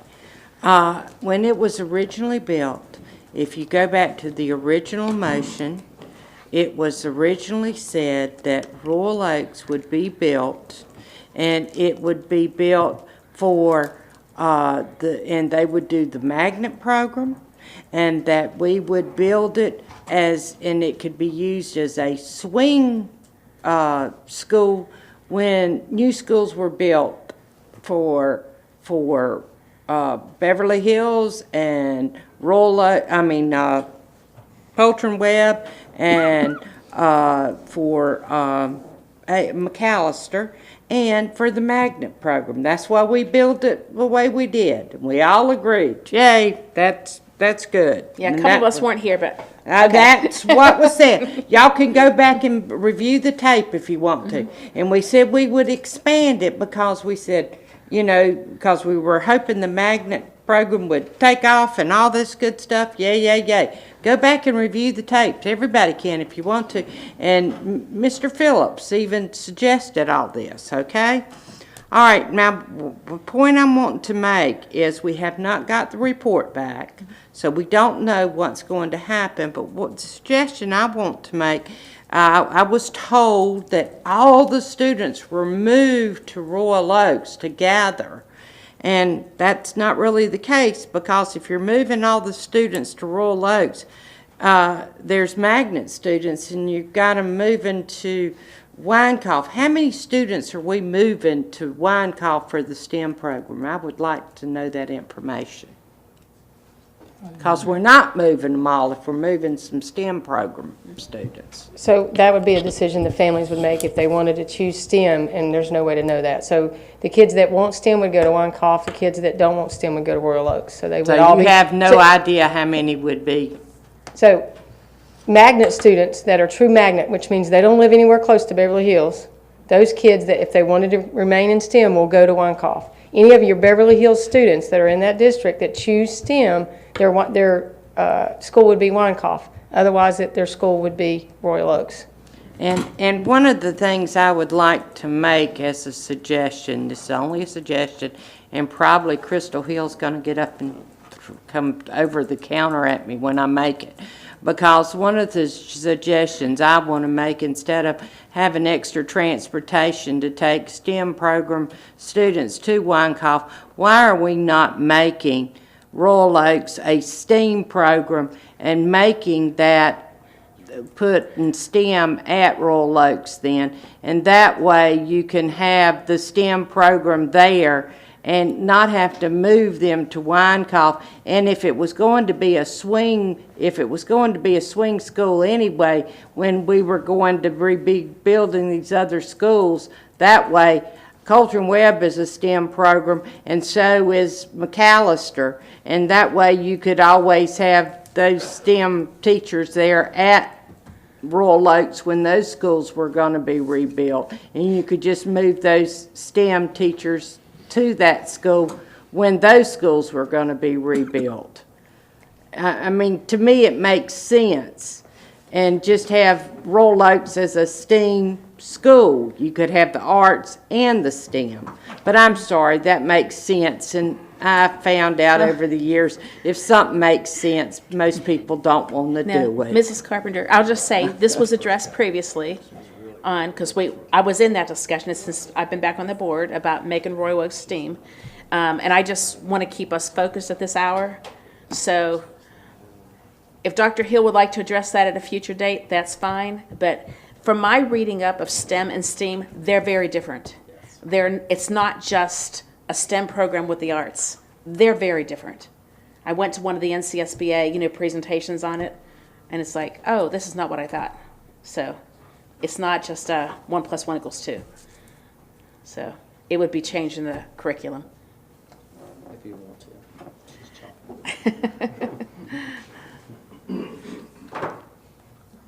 We have invested heavily in Royal Oaks Elementary School as an A+ arts program, which, like Ms. Furtenbaugh said, is completely different. So it sounds simple that you just add STEAM to arts, STEM to arts and it's STEAM, but it's not that simple. So that is the model that we're using, the A+. The other thing that I want to point out is we have 10 STEM schools right now. And if you notice in our budget process that we discussed many hours ago, that on that list that an additional STEM coordinator was listed to support the 10 STEM schools that we already have, we do not have the capacity to support another STEM school. So our STEM program is at Winecoff, and we've invested heavily into training those teachers there, and we have a really good pipeline the way that it is set up right now. And that's my recollection as well, because you're not just wedging in an arts program in an existing STEM program, you're integrating the entire curriculum around all of the... That's correct. All of the abbreviations that are going on there, which is... Initially I thought, oh, they're just throwing in an arts program. No. Completely different. They're coordinating all those resources so that they all speak to each other and enhance the education of the child in that holistic kind of way. Yes, sir. So I would like to continue the history lesson. When I got on this board in 2013, there was no plan. We didn't start getting a capital plan until 2015, which just happened to be the time when we started Royal Oaks. That was our first attempt at a strategic plan, and so we had no plan. 2015, we didn't even approve anything, in fact, because it was our first attempt at it, and it wasn't until 2016 that we actually really had a comprehensive capital plan that we took to the commissioners, said this is our roadmap for what we call the 10-year plan, but we knew it was about a 5-year to 6-year plan, and we kept adjusting it every year, and we started in 2016 adjusting those cycles, and we've been through like three of them, because Dr. Lauder came on as superintendent that April, if you remember correctly, and we hadn't approved that plan. So we were looking through a glass darkly at the point because there was no preparation. When we first got on the board, we were working on QCB money, and that was money from the federal government, and we were using it to fix broken stuff in our school district. And that's the only thing that was going on capital-wise, because the county had put a moratorium on all of our capital expenditures for over 5 years because of the recession, and they were trying to save money. We were trying to figure what was the next step. We didn't have a good plan. That's why we started the capital planning process. And I encouraged Dr. Shepard, and then he started it. Dr. Lauder picked up the reins, and I think he's perfected, and I think we've got one of the best planning processes we could ever have. But we had to start somewhere. Royal Oaks just happened to be at the very beginning of the process. We didn't know what was going on. If you also remember, Dr. Phillips was extremely concerned about our downtown schools. So now our plan includes the downtown schools that didn't get the love because the county didn't have the money to provide us the maintenance for those schools. Also, those schools were built in an age that right after the post-World War II era, schools were built smaller, built where they put their infrastructure in the walls in concrete block. They weren't built in a long-term type construction like you would find a school built in the 30s and the 20s and that type of thing. Just a totally different type of architecture. So we're left with a different philosophy of building that came up. Now the schools are built a lot more friendlier for future renovation and construction so that you can do massive changes to the schools. That's what we're faced with. So the whole history lesson is we didn't know. We were theorizing even then what we were going to do with Royal Oaks. And people need to understand that this board was doing the best it could based on the very little bit of information and trying to get a hold of the fact that all during 2009 through 2014, this county grew at this district grew at over 2%. Our free and reduced lunch went up to 44, almost 45%. Why? People were renting, and they were coming into the renting area. So we were dealing with tremendous different dynamics then. Now we're dealing with people back to purchasing homes. The dynamics keep changing every 4 to 5 years. If we go through another recession, we'll see something else happen. But because we're a good district, they'll probably put more rental homes into this area, more apartments, and we'll be struggling with that again. Denser homes is where it's going. We know that's coming, and I think that we've got to be careful about taking snippets of the history out of context because we were struggling in 2014 on because things had dynamically changed and this district did not go backwards, it kept growing. And there was only 1 year that we didn't grow, and that was the year when we had all the charter schools start up, and they took our growth and siphoned it off that 1 year, and that was it. We stayed flat. I think we may have increased by 2 or 3 students, and Kelly could probably correct me if I'm wrong, but we stayed flat that 1 year, and after that, we've been at 2% growth ever since, or 1.5% to 2%. So, and now we're the 8th largest district in the state. So, keep in mind the history that we have and what's happening.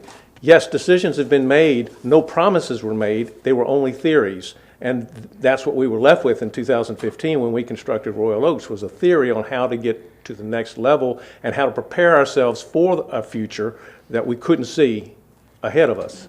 So, close.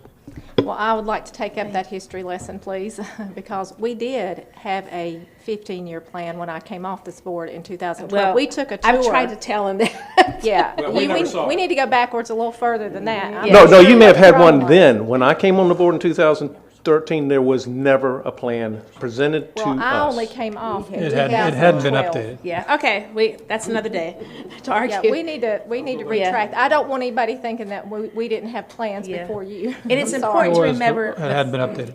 Yeah, it's important to remember the financial situation with the recession and the commissioners who were in place at that time. So there was a kind of a double whammy for education and growth in this county.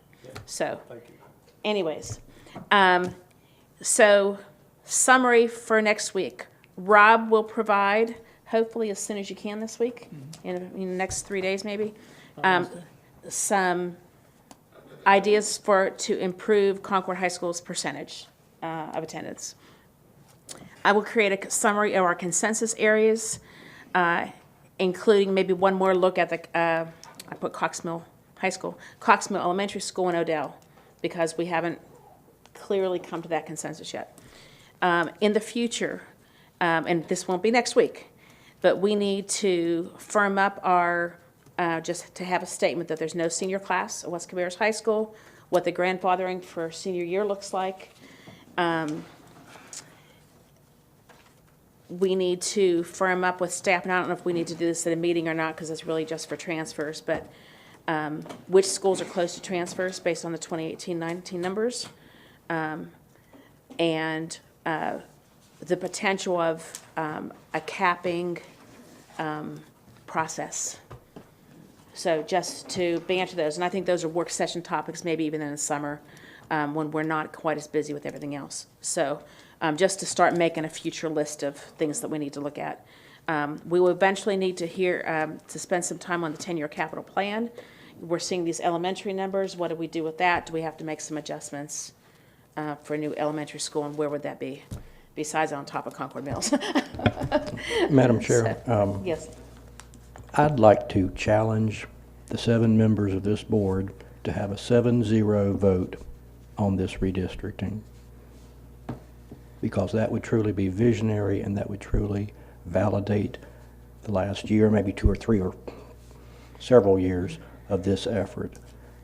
This is a big, big deal, and I think it would be visionary and foresightful of us as 7 individual members to recognize the importance of acknowledging the community's commitment to this and the future of what this means. And I'm hoping that we could reach consensus in a broad way.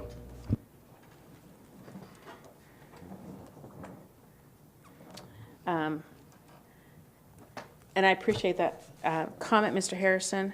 I have to say, I'm very pleased with, even though this took a long time tonight, I feel like we're finally getting near the finish line.